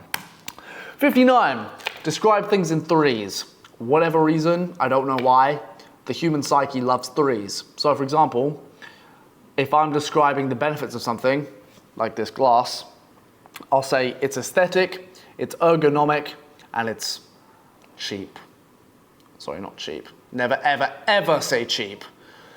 It's ergonomic, it's aesthetic, and it's valuable, or it's worth the price, okay? Say things in threes. Why? Who the fuck knows? Just do it, okay? Because I said so.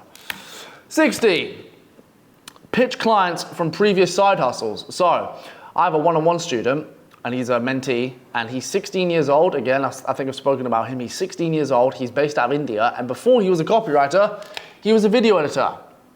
And he came to me and he said, Tom, I want to do copywriting. I don't really have any idea how to do it, but I've done video editing, so I basically know how to do outreach. I said, brilliant. You know what you can do? You can just reach out to all your old clients. That's exactly what he did. He reached out to them and he said, hey, instead of editing your videos, I want to write your scripts. Hey, instead of editing your videos, I want to write ads for your business. He signed like 4 clients in fucking 4 days. Making $8.5 grand, at 16 in India. He's a motherfucking millionaire. He's fucking porcelain capped white toilets in his fucking house. Pays for his entire family's well-being. Motherfuckers are making money, okay? So if you can just find old side hustles, I've done this. If I was like, I don't know, fucking trying to do ads. I tried to do ads at one point. It's a long story. I tried to do ads for a barber's, like a fucking hair salon.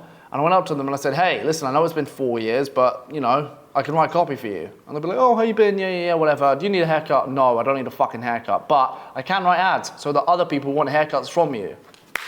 Okay, so look into other side hustles. Old clients, everyone needs copywriting. Reach out to them, okay? 61.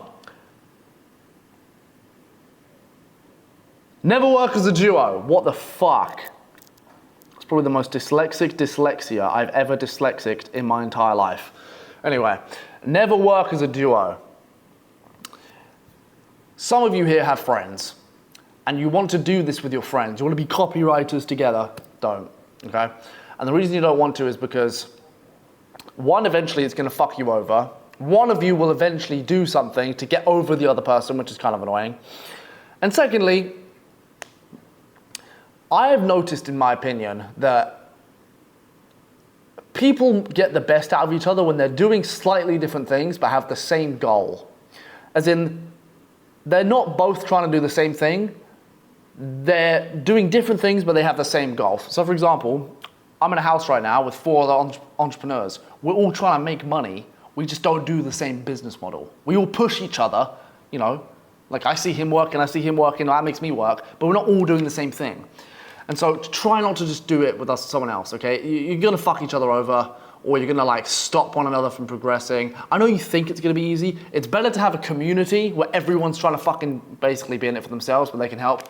Duos, in my opinion, just don't work, okay? So if you have a friend that you're trying to do it with, just don't, okay? 62, the hardest you'll ever work is when you're making no money. Quote from Jordan Belfort, and it's absolutely fucking true. I worked way harder when I had no money. Way harder. Nowadays, I wake up, I get a blowjob, I have a coffee, I write for about an hour, and then I go and do whatever the fuck I want. Back in the day, I used to wake up and not stop for fucking 12 hours straight because I was making no money. When you start making money, the momentum builds. And when the momentum builds, you just need to maintain it. An aircraft uses 60% of its fuel getting off the fucking ground. Once it's off the ground, it's fucking great. It's like, woo, flying around, okay? You just need to get off the ground. And you're gonna use basically all of your energy to try and do it. Once money starts coming in, once you start getting clients, it's fucking easy. It's easy. It's just getting out of that shithole, getting the momentum going, that's the hard bit. So you do that and you'll be fine, okay? And please, listen to me. The hardest you will ever work is when you're making no money. So if you're making no money right now, please understand, it gets fucking easier and you're gonna be working a lot less hard as you start to make more money. 63, 100%, 50%, 20%, 5%. Again, saturation. All of you watching this probably think, oh, it's saturated, I can't be asked. You're gonna be looking at the views on this video, whatever it is, 5,000, 10,000, 50,000, whatever the fuck it is, and you think, there's 50,000 people watching this, there's no way I'm gonna be able to do that. Not the case. You wanna know why? Because 100% of those people are watching it, that's 50,000. 50% of them are gonna do anything about it, that's 25,000. 20% are actually gonna fucking try, that's like, what, 14,000? And 5% are gonna really start doing it and maybe make a client, maybe get some money. Okay, that's like a couple thousand. Okay, and then like 1% is gonna get to my point, less than 1%. So it's not 100% of people that you're competing against. Like, cut it down, okay? If 100 people watch it, 50 people care, 20 people try, 10 people do anything about it to a degree, 5 people get a client, and 1 person kills it. That's how it works, okay? So don't feel like it's gonna be oversaturated. Did I just miss? There's no 64? That's weird. Anyway, fuck it, no 64, get over it. 65, 5% are on the market. Once you're reaching out to clients, someone told me a couple of years ago that 5% of the market is available. So if you're reaching out to, say, there's 330 million businesses in the US, 5% of those need copywriters, okay? They're the ones looking for copywriters, okay? So once you're reaching out, you're just looking for that 5%. Reach out to 100 brands, 95 don't want it. Five of them do. And you are sending outreach to just hit the 5. And then you're making sure you make the most out of those once you found them, okay? There's only 5% of the market at any time, on average. 5 to 10, depending on the time of year, 5 to 10% of any fucking market, okay? So if you're thinking this is ridiculous, no it's not. You just need to send out as many fucking bullets as possible and hope you hit 5 of the right ones, okay? 66, anything is better than nothing, get a response. When you're doing outreach and someone's being a dick, because I get it, it happens, and they're not getting back to you, you know what you fucking do? You pressure them into responding to you. Because you've got to understand something. If you're sending loads of outreach and you're trying to get back to someone, or you're following up with someone and they give you no answer, is that a yes? Is that a no? Are they gonna pay me? Are they gonna pay me today? Are they gonna pay me in a year from now? What are they feeling? Is the deal on? Who fucking knows?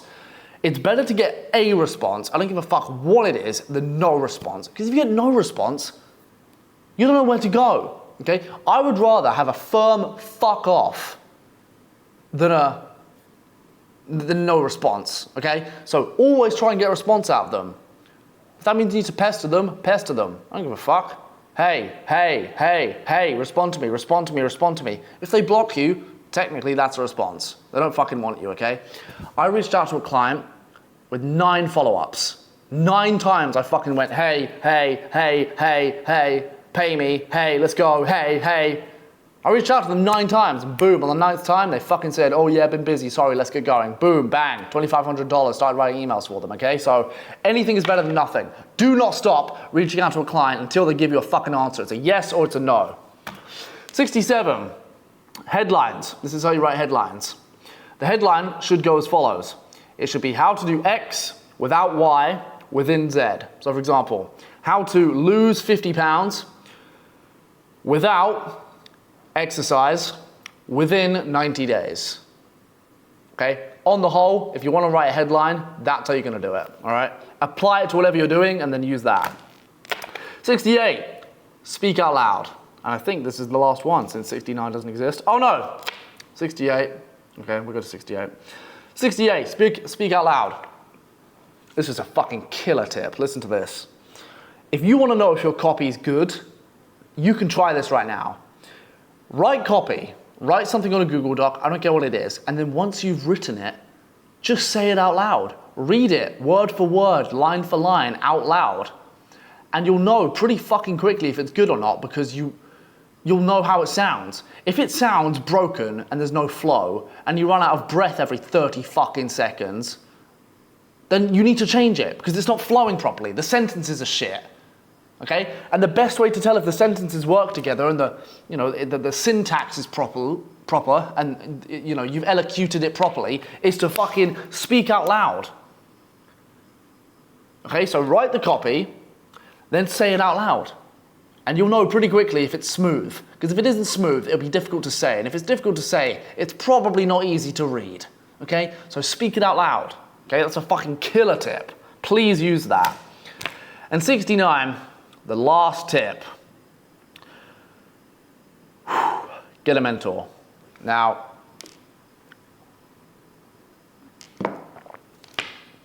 the reason I say that is because if you want to get good at something, at any speed, it's going to require practice. But if you want to get to something in the fastest speed, you may as well just copy someone that's already fucking done it, okay? It took me 8 months to hit 5 figures. I know people hitting that in 45 days because they have a mentor. So get a mentor. You don't have to pay for them. You can do it for free. But what I do recommend is you stick to one mentor. There's loads of people teaching copywriting. I don't give a fuck if you listen to me, okay? If you don't like me, don't listen to me. Listen to someone. Pick one person and listen to them. Because if you start picking numerous mentors and you start looking at loads of people to learn copywriting, you're gonna be all over the fucking place. I'll teach one thing, someone else will teach another. Those things will conflict, even though they probably both help, but they're conflicting, and so you'll be like, which one do I do? You'll learn something from someone else, that will also conflict. You'll be a fucking cabbage in your brain. You won't know what to learn or what to say or what to do. It's fucked. So pick someone and mentee from them. Learn only from them, okay? Now, I do mentorship. I've mentioned it a few times in this. I have loads of mentees, and they all kill it. If you are interested in getting menteed, there will be a link under here. You can either book a call or come to one of my free classes, and at the end of that, you can book a call. It's not free. So I'm just gonna fucking stop you there if you think, oh, it's gonna be free. It's not fucking free. It's for people that have an okay amount of money, at least $1,000, and are prepared to work, and I mean fucking work, because I'm not gonna have any time wasters, to genuinely start doing this, okay? And I don't need the money particularly. I want good results because it's good for my reputation. I want to be the guy that people come to for copywriter mentoring, and I fucking kill it for them every time. So if I know you're a lazy piece of shit, I don't give a fuck about your money, okay? I want people that are good, so my reputation is the best, okay? But if you want mentoring and you want to get results and you're not a lazy piece of shit, there'll be a link under here. Click it, don't click it, I don't give a fuck. But if you really want to see results, click it or join the free class and click the link at the end, book a call, and I will see you there. Okay? Like I said, minimum dollars, 1,000. If you don't have that, don't even fucking bother. Learn from my YouTube for free, make some more money, okay? And once you're in a position to get mentoring, then book a call, and I can help you get to 10 to 15 grand a month, okay? But that's it. Who the fuck is messaging me? What the fuck? Okay. Also, I just screen recorded every WhatsApp chat I have open, so editor, get the fuck rid of that. And yeah, right.